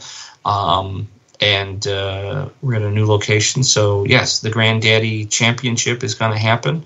Rob has had a vision for 38 years, and he's continuously bringing that vision. And one of those things is to have the big championship there. There's a lot of things. I mean, Pinball Hall of Fame, for crying out loud, was started with Expo. There was no Hall of Fame before that. And there are other things that make people stand up and take note that this is the big show. So I think at the end of the day we have a couple other surprises. And listen, the American Dream Challenge, had been pitched by Rob to a couple other manufacturers over the years, let's just say, and they've always said no, we're not interested in that. And Rob's one of those things was, wouldn't it be great to have, some homebrew guy getting hired by a pinball and making their pin? I just think that'd be the coolest thing ever. And I have to say that 20 years ago, I agreed with Rob at that point, and I kept pushing with Rob, and I'm happy to say that we're finally going to do something like that, and we've done it already with Scott Gullix and Ryan McCade. And I think this is just moving along. It's a passion. It's a family thing for American and for Expo. It kind of works perfectly hand in hand. Both of us, all of us, have the same passion. So it's great. Great. Okay. Well, thank you. Thank you very much indeed, David. David Fix there, Executive Vice President of American Pinball. Thank you for joining us. Thank you for having me, guys, and I look forward to being back on here. And I'm also looking forward to seeing you guys again. We'll go out for drinks. You bet. We'll talk, and it'll be great. Okay. Thank you very much. Thank you. And there you have it, David Fix. Yes, thanks again to David for joining us on the PINcast. Yeah, this was an interview that ran a lot longer than I was expecting it to run, but lots of great information. Thank you for that, David. Yeah, it always seems to be the way. We think we've just got a few items to talk about. It should all be wrapped up, a bit like this PINcast itself, in a few minutes. But then, nearly an hour later, there we are still talking. But hopefully, it was all time well spent. Right. Okay. So that covers our coverage for American Pinball for this month, I suppose. Moving on to Jersey Jack Pinball. Yeah, not much news from them, really, is there?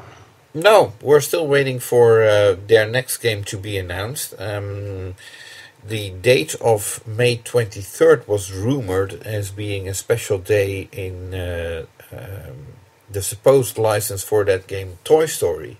And probably lots of special stuff happened on the 23rd regarding Toy Story, but we didn't see any announcement for a pinball machine. Don't think anything's going to be coming out in the next week or two, but I think we are looking towards June, aren't we, as being the announcement month? Right. So I think there are limited opportunities if they want to launch it at a major event, which they generally do. They normally launch their new titles at a pinball show somewhere. So it's by the time this goes out, I think we'll already know that that they won't be launching at the Northwest Pinball and Arcade Show. Right. So So what other shows are there in the upcoming months, so to speak? Well, have a look on the diary and find out for yourself. But we can only speculate at this point because nothing is confirmed until it actually happens in the pinball business. Right. Anything can change at the last minute. There can be delays. There can be all kinds of reasons why things don't happen. Right. Yeah. So, but that date of the 23rd. Nothing happened, and I think Jack was on holiday in Aruba and posted on his Facebook that he was on holiday in Aruba, and people quickly figured out that if Jack's not there, then there's probably not going to happen anything. What I found out, the game has been the upcoming game has been on the line, but there have also been rumors that it's no longer on the line. And I have no idea whether that has to do with that they are building a bunch of games for Europe and then going back to Guns N' Roses and then starting production for the US, because it takes time for games to travel overseas if they want a large quantity to arrive in time. Yes, I don't know. They did say that the Guns N' Roses production is officially winding down. So, so that would mean that they are either producing the next game or producing some older titles. I can't imagine they're going to let the line stop unless they have run out of parts. We talked about supply chain issues many times, and we did with David as well just now, as you will have heard. Every company is suffering from that. So, as he said, they build the games that they can build. Right. So, and of course, that's going to delay any announcement as well. I mean, every pinball company is facing these supply chain issues, and if you can't build the game, then what's the point in announcing it? Well, I don't know. I mean, traditionally, companies have announced games and then gone into production afterwards with varying amounts of delay, depending on which company we're talking about.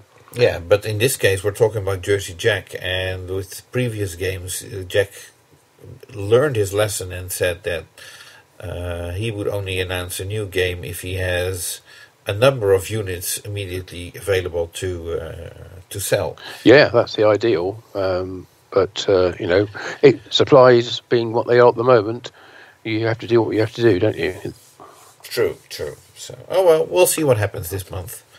Well, perhaps we can get hopefully next month we'll be in a position to report on the launch of JJP number 7. Yeah. But in the meantime, let's...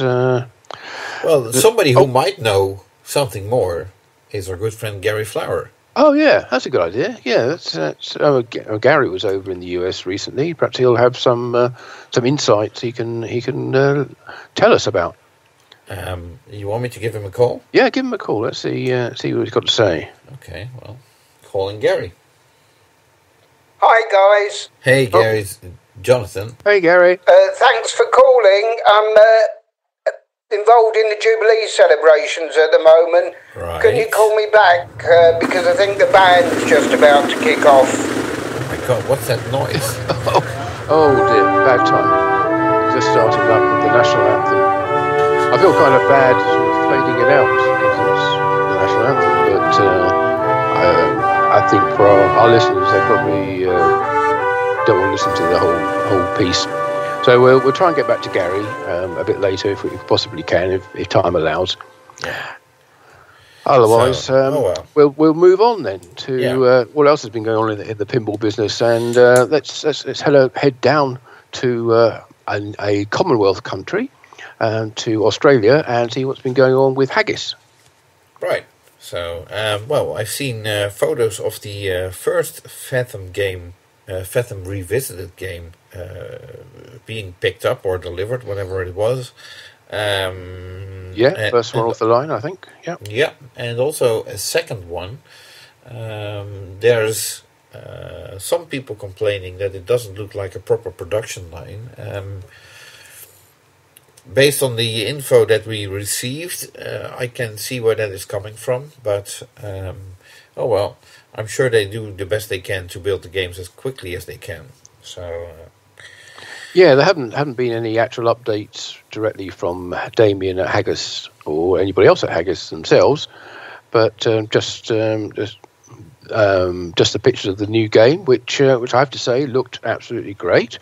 But really well made inside and out, although it did look a little bit dark on the playfield from some of the pictures that I saw. So whether that's just a camera issue or it really is dark, I don't know. I mean, obviously it's got RGB lighting in it, so the actual light level is going to change during the game. But at the time one of the pictures was taken, the central area looked pretty dim.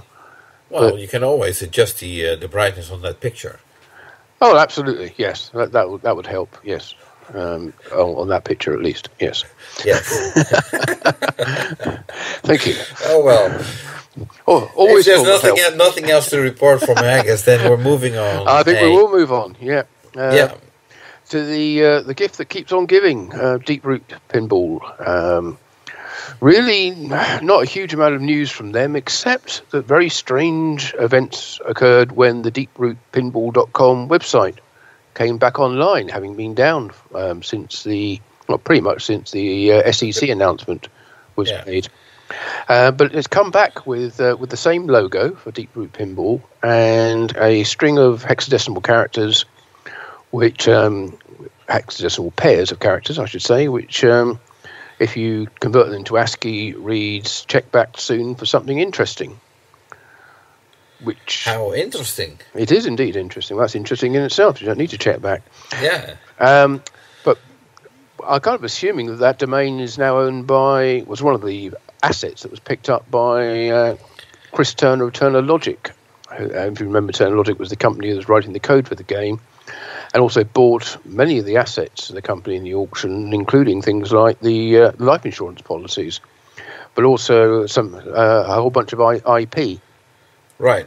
Although we just talked to David Fix, who apparently is also interested in some of the IP of Deep Root, and he mentioned that stuff hasn't been auctioned yet. Well, not all of it. No, some of it may have been. It's unclear exactly what was included in the auction items. Right. But anyway, the site's back, so might be worth keeping an eye on deeprootpinball.com to see if something interesting does appear. Right. Okay. And that's the most important news, or yeah, I suppose. Yeah. And we'll keep an eye on it. So, getting back to the other side of the world.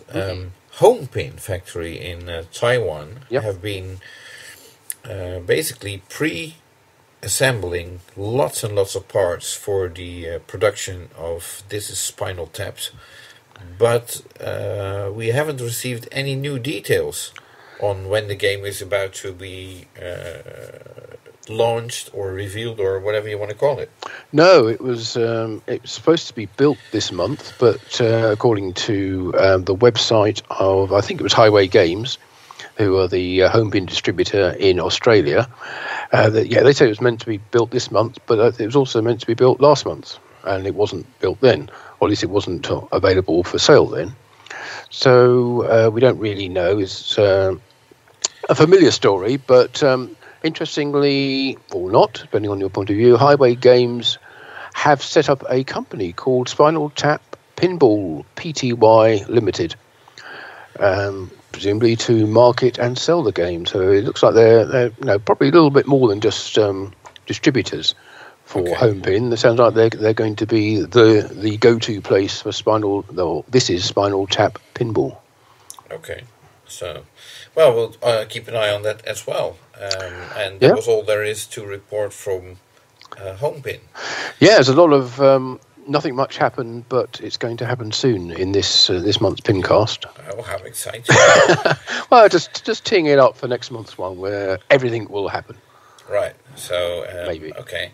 Pinball Brothers had a delayed shipment of Alien games. First of all, they announced that a container was ready to ship, but the shipping was delayed, and I think eventually they shipped out 2 containers, one heading for the US and the other for the UK. Wow. Okay. I guess the UK one's probably going to be a distribution point for other countries as well. So probably coming into here. Could be. Yeah. Yeah. Because I don't know how many, what size, whether it's a full container or a half container, or how many machines are in there. I mean, normally you get 33, 36 pinball machines in a full container. Yeah, I think 40 plus ones were supposed to ship out this month, so let's assume they did. Mm-hmm. Okay, so that's coming from Pedretti, I assume. Yeah, so Pedretti Gaming in Italy. So yes.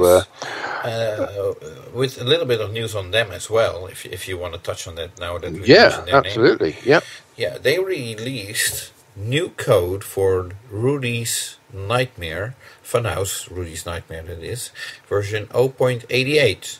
Yes, indeed they did. And I downloaded it, all 517 megabytes of code. Yeah, mainly because on their website there was no information about what had changed, or indeed on their social media feed there wasn't anything. So I thought, there's bound to be a README file in the code. No, there isn't. There's just one file called funhouse.code, and that's it. So I have no idea what's different in this version. Okay. So, hopefully somebody does. Yeah, but we won't be discussing that this time. I did see some news from actually March 25th, which I'm not sure that we covered, but where Pedretti Gaming were excited to announce a new sub-licensing agreement with Planetary Pinball for several more 2.0 titles like Funhouse. And they already started working on their next 2.0 game kit, which of course they are not revealing which game it will be. But since that Planetary is involved, it's very likely to be a Williams game from that era. So it could be Whirlwind or, Brighter Pinball seems unlikely, but any of the alphanumeric or numeric games from that era. Well, it does say that their game kit will be using the Fast Retro platform, which is designed for System 11. Right. Well, obviously there's 11, 11A, 11B, and 11C, so there's a big range of games there. But it could be things like, as you say, Brighter Pinball could be Whirlwind, Earthshaker. Tomcat, I think. Yeah. Fire comes to mind. Black Knight 2000 even. Yeah. Elvira and the Party Monsters. We wanted to get back into that. Right. Bring out a new Elvira game. Yeah. And one of those for, literally months. Right. So, so it looks like they will be having a lot of fun, and once it gets out, the rest of the world as well. So that's it for Pedretti Gaming in Italy, tying in with the Pinball Brothers. Right. Heading back to the US, Spooky Pinball, not much news to report. They did release a new code for Halloween and Ultraman version 1.07 with a revamped wizard mode, some rule changes, and a few bug fixes. Hey, how did I do that? Yeah, not a big update, just. But interesting, they changed the way the wizard mode works, and Bug did a nice video on YouTube showing how to achieve that new wizard mode on both Halloween and Ultraman. Right. Okay. So, and Bug was also featured in an interview at a show that he was at, being interviewed by somebody who absolutely had no clue what he was talking about. Sorry to say, but that's really the impression that I got. And the interesting thing from that, what I understood, is that they already expanded their current factory, but they are planning to extend it even further next summer, which I'm not sure whether that is this year or next year. So, but apparently the company keeps growing, so that's good for them. Yeah, of course, we another company that we keep expecting to announce what their next title is going to be, and it could be coming anytime soon. Yeah, because Halloween, Ultraman, they must be well through those runs by now. Yeah, it's probably winding down as well. Yes. So. Yep. Okay, so that's Spooky Pinball up in Benton, Wisconsin. So moving a bit further south, it's a little bit further south, to Chicago Gaming. And no the latest news. Oh, there is no news. Absolutely nothing. Okay, well, we didn't need to hang around there very long then, did we? No, sorry about that. Okay, well, let's well, we had a very nice event organized by Dutch Pinball. Yes, indeed. We went to to Barry's factory warming party, which was held at their, I should say, new factory, but it's 18 months they've been in that factory now, and they held a party to warm the place on Friday the 27th of May. Yeah, which basically was last Friday, a week ago. Yes, that's right, yes. And very nice it was as well, very well organised. There was free drinks, free food, tours of the factory, free games to play, and lots of people to talk to there. An interesting group, and even as someone who doesn't speak any Dutch, there were probably at least half a dozen English speakers, probably more, who I got chatting to during the course of the day. Right. And it was very interesting going around the factory as well and seeing. We've been around pinball factories a good few times, and so Barry's very kindly offered to do his tour in English, and I said no, it's all right. You carry on in Dutch, because the other 19 people in the group, they probably don't know that much about how a pinball factory works, because they were not pinball people necessarily. They were sort of friends and family and well-wishers, and so you explain it all to them, because I can pick it up as we go along, so I kind of know how you put together a pinball machine, whereas other people don't even know what a ramp is, or the fact you have to put switches on them and that kind of thing. Right. But so, as non-biased as you are, what do you think of the factory? I thought it was great. I thought they were using the space really well, and I thought it was quite hard to imagine how they could have been building the Big Lebowski game in a much smaller space, because they seem to occupy the entire space that's in the factory at the moment. They had sort of clearly set up into an assembly building area, a playfield population area, a cabinet populating area, and the complete machine testing area. Right, so, and then a boxing up area as well. Yes, that's right. Which wasn't actually news, because they had 9 complete machines waiting to go, but I guess they don't box them up until the last minute. But at least I suppose they kept them there. It could have been there for the show. Yes. They'd had a bit of wiping down after the show to get people's fingerprints off the nice shiny lock bars. But it looked an impressive sight, I will say. And let me do a blatant plug for Pinball News. And there is a report on the event, along with over 50 pictures from it, where you can have a look at what we saw. Although I'm afraid you don't get any of the free drinks or food. No, and I did a sort of photo report as well on pinball-magazine.com, so you can take a look at that as well. My impression of the event. You didn't stay that long, neither did I, but I think I got everything. I was in a different factory tour than you were. And, yes, you were. Yeah, you were on the second one. I was on the earlier one. Yeah. So, and there was a night. You understood what was being said, unlike me. Yeah. So, well, it was a very nice event. Thank you, Barry, for inviting us in this case. And there's not much other news from Dutch Pinball to report. No, as we heard earlier from David, Barry did say that the supply of parts continues to improve slowly.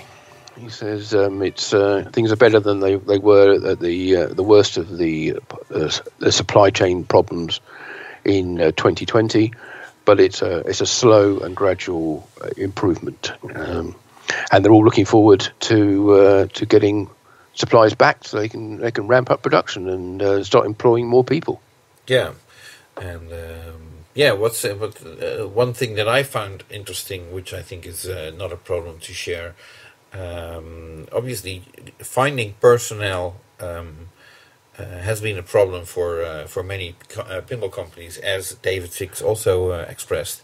What I understood is that Dutch Pinball now found a new source to tap in from, or whatever you want to call it, which are seniors that have been working already in assembly at other factories, and for some reason have been let go or whatever, and are looking to get back on the in the job, or looking to get a job. But most companies won't hire people from the age of 60 and up.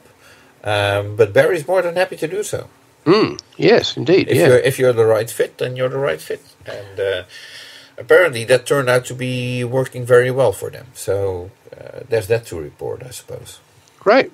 So best wishes to Barry and everyone at Dutch Pinball in producing all the remaining orders for the Big Lebowski. Yeah. Oh, we still have to mention their next title, which of course was not revealed at the. No, there was nothing about it. No. It's a factory tour. We couldn't. There was no clue whatsoever to be found of what a possible future Dutch Pinball title could be. Everything was. If there is anything to show, it was hidden. Yes, so. I think they are busy enough doing what they're doing. Without, although work is underway on the next title, I do know that. Right. So, oh well. Okay, so another company like Chicago Gaming with but basically nothing to report is Multimorphic. Which doesn't mean that they're not doing anything. They're busy building. Just the opposite, I would say. They're very busy. Building Weird Al playfield modules and P3 games, but there was no other news to report. No new games or software downloads. Yeah, exactly. Updates or no new product releases this month. Right. Okay. And from one company that has some updates, still yet to produce games, but the updates keep coming, is Pinball Adventures. Yes, again, this is a familiar story. Say they hope to be shipping their first title, The Punny Factory, within a month. Didn't say which month, but one assumes it's going to be the month of June. So they do have an interesting page on their website at pinballadventures.com/punny-progress-page, which shows you the progress of the first 10 machines that they are building. The first one does have a name against it. At least I think it does. It says build, but that might mean something else. But it does suggest it's been allocated to someone. The others don't, but they all seem to be in the same state of progress, shall we say, which is that the cabinet and the playfields are all done, but the mechs and toys are only at 50%, which... who knows what that means? Does that mean that they've got them but they haven't fitted them? Presumably, it can't be the other way around. But and then the software or the control system as well, which is incomplete. So I think they are. Well, maybe this is start shipping in a month if they're at that state. But it's still a lot of work to do. The playfield's looking pretty good now. I think we mentioned this before. Some of the toys on there have really nice paint jobs on them. So who knows? But that's the first game. They also were giving a sneak peek of their next game. Yeah, which is called Elements. That's not a secret. We've known that for many months right now. It's even on their website amongst the titles that they are working on. They posted a photo of a populated and playfield with artwork, I should say. So probably like a first prototype thing. Yeah, it was a slightly strange angle, but it did show you they still got the hexagonal window in the playfield, which I don't think it leads to an under playfield, mini playfield. I think it's more a lighting effect, sort of infinity lights in there, but that may have changed. Wait to be proved wrong. One slight weird thing or unusual thing about it was it seemed to have a wooden bottom arch to it rather than the usual metal or plastic ones. It had a 9-ply wooden arch, so plenty you can do there to make it look really nice. I suppose it could be one of the elements, couldn't it? Oh, probably a very earth-coloured wood. Right. So, and that's basically all the news that I could find about Pinball Adventures. Indeed. But we keep an eye on them, and hopefully their games ship out soon. At this point, I don't even know whether they have any distributors.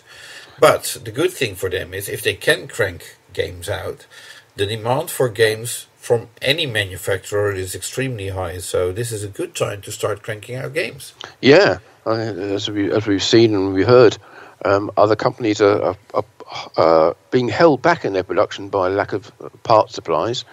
So there is a big shortage and a big number of back orders waiting to be filled. So yeah, anyone who has got games to sell, it's a seller's market.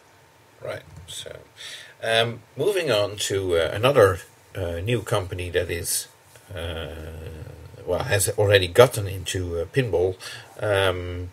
Bitronic, and tied in with Quetzal Pinball from Spain, where Quetzal did the design for Super Hoop, their new game.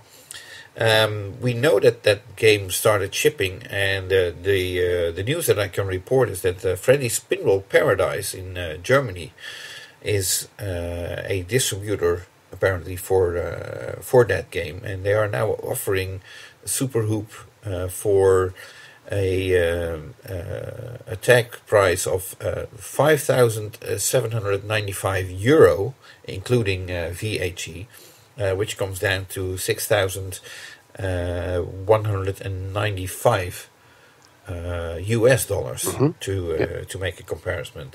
And the interesting thing is that there's quite a few pictures shown of the playfield on the website of the Freddy's Pinball Paradise webshop, and the game is already equipped with Convolux plastic protectors. I assume it takes some time to get these exactly correct, that they line up with the plastics on the game. Yeah, unless they were able to get the original drawings from the manufacturer. Right, but then still you need time you need them to install them on the game, which is also another 20-minute job, I suppose. I've done them myself. Yeah, it takes a little bit longer than that, but it depends how the game's put together in the first place, and whether any of the sort of mounting screws are hidden under other mechs or anything like that. But the game looks very nice. It's not the deepest game in the world. There are 6 modes to complete, can't wait to get my hands on one and play it.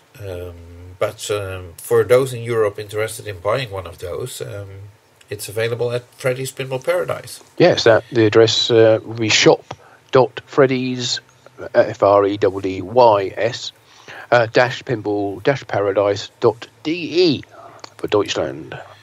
Right. Okay. So that sort of rounds it up, but we still have an interview to share with our listeners.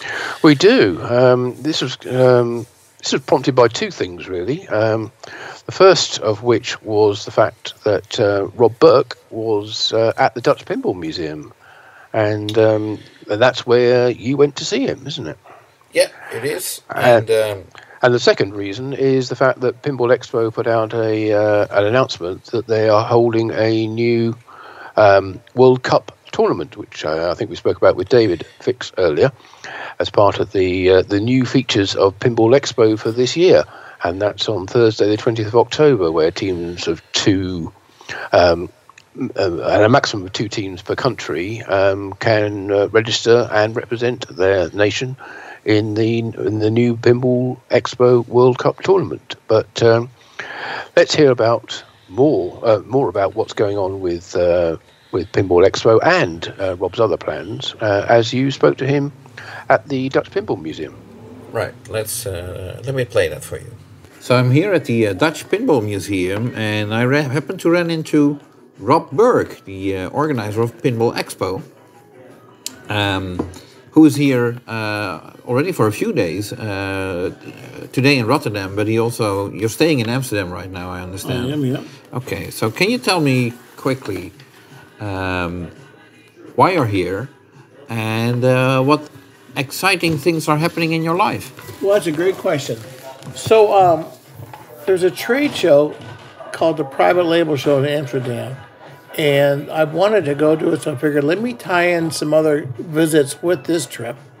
So I ended up going to Italy, Milan, and I hooked up with the people they're building the Pinball Brothers game, Alien. Yeah, Pedretti Gaming. Pedretti Gaming, yep. So I went there. I also heard you hooked up with Anthony Ramoni. Yes, you are correct. Your intel is excellent.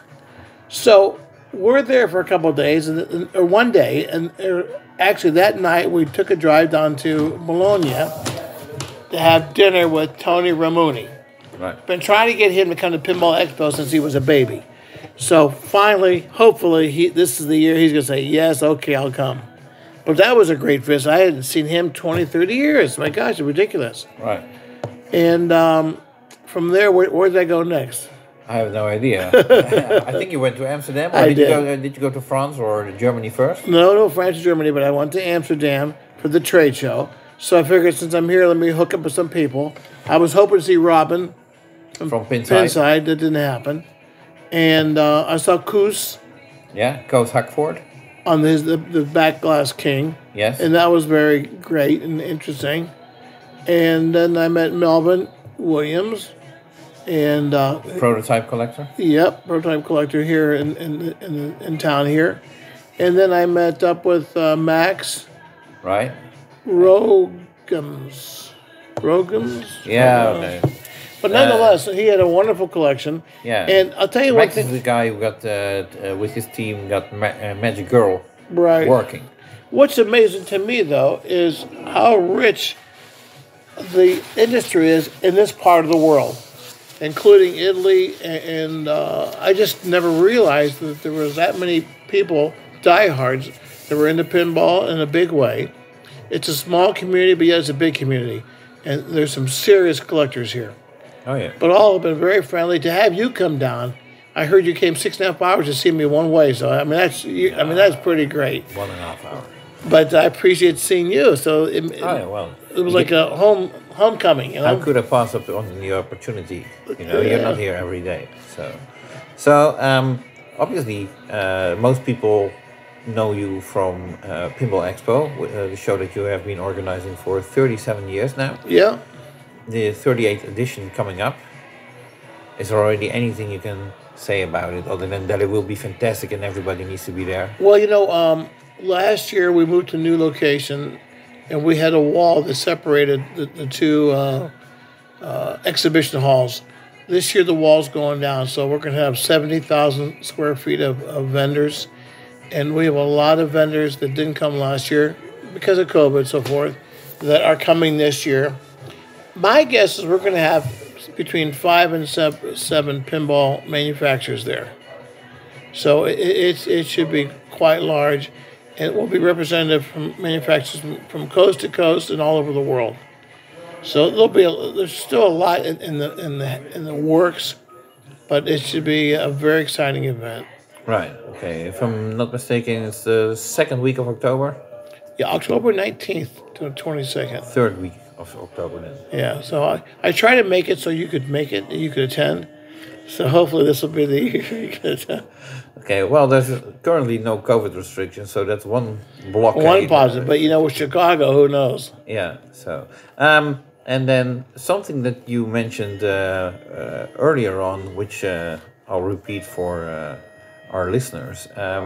You're working on opening up a location of your own. I am. So, all these years, I've been collecting since the mid-'70s. So you bring out your calculator, it's like 50 years. And the games are just sitting there. And I have a certain number of games in my home, and some people have seen the YouTube of my home. But I figured, why don't I bring these games somewhere where everyone can enjoy them? So I bought a grocery store, had 30,000 square feet.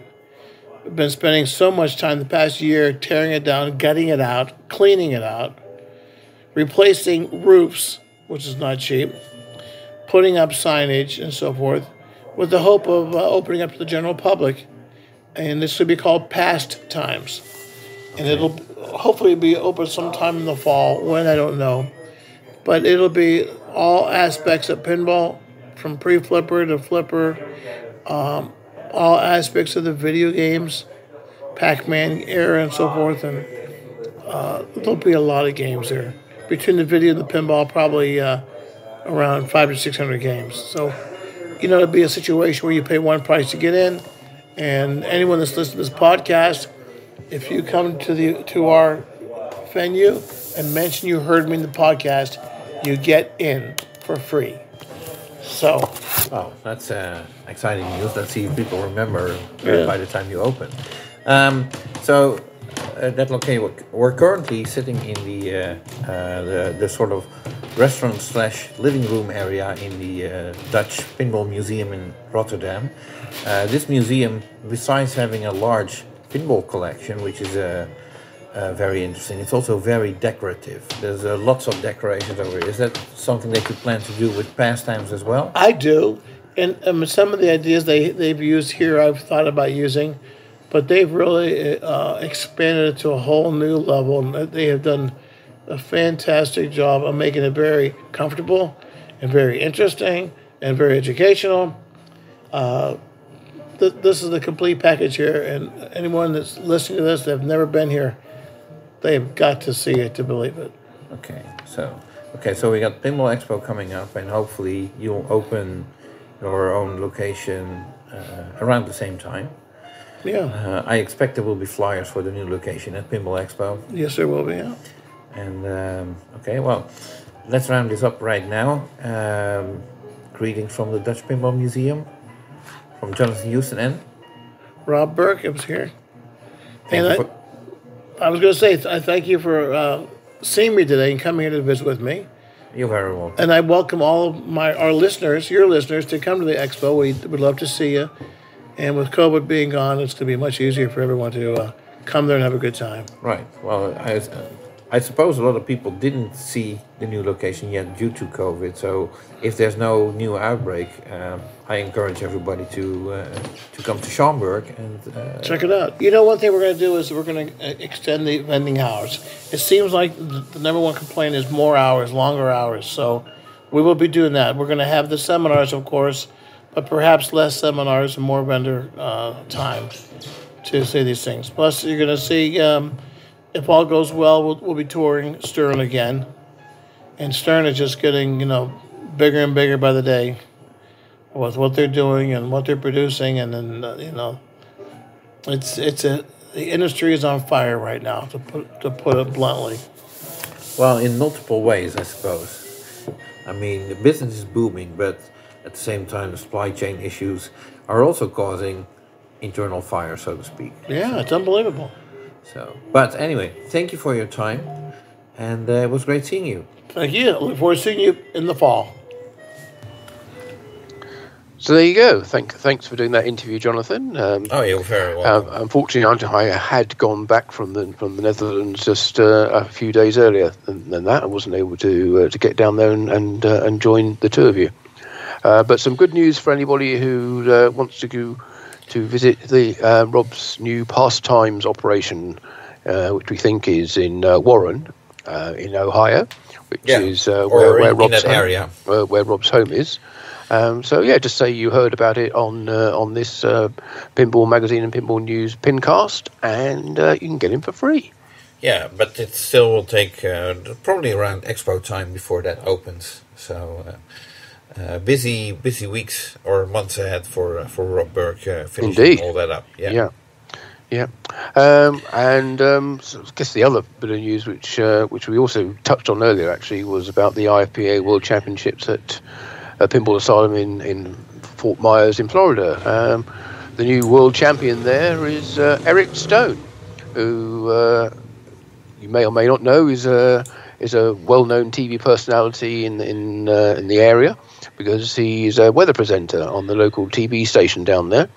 And having won, he was then interviewed and talked about his win on the local news, and was there with his very impressive great trophy that he won for being world champion. So congratulations to Eric and to all those who won tournaments there, and hope everybody enjoyed themselves. It's hard to imagine you didn't. It looked like a great location, and in a great part of the world. Right. Okay. So, and that rounds it up for the month of May, the pinball industry news. Yep. So we're heading into June, and we're expecting at least one new game reveal, but who knows? If Bunny Factory ships, then we might have two, or who knows what happens. Well, there might be other manufacturers as well announcing their next title. So we're still waiting for Homepin as well, and we have of course we have internal info that we can't share yet, but there might be more news coming this month, so it looks like it's going to be a very exciting month. Yes, so we look forward to joining you at the end of June, the start of July, probably the first day of July, when we'll be looking back at all those exciting events that happened in this month. So until then, from me, I'm Martin Ayub, the editor of Pinball News, and from Jonathan. That's me, the editor of Pinball Magazine. We wish you a very happy June, and we'll see you next month. Thank you. Bye-bye.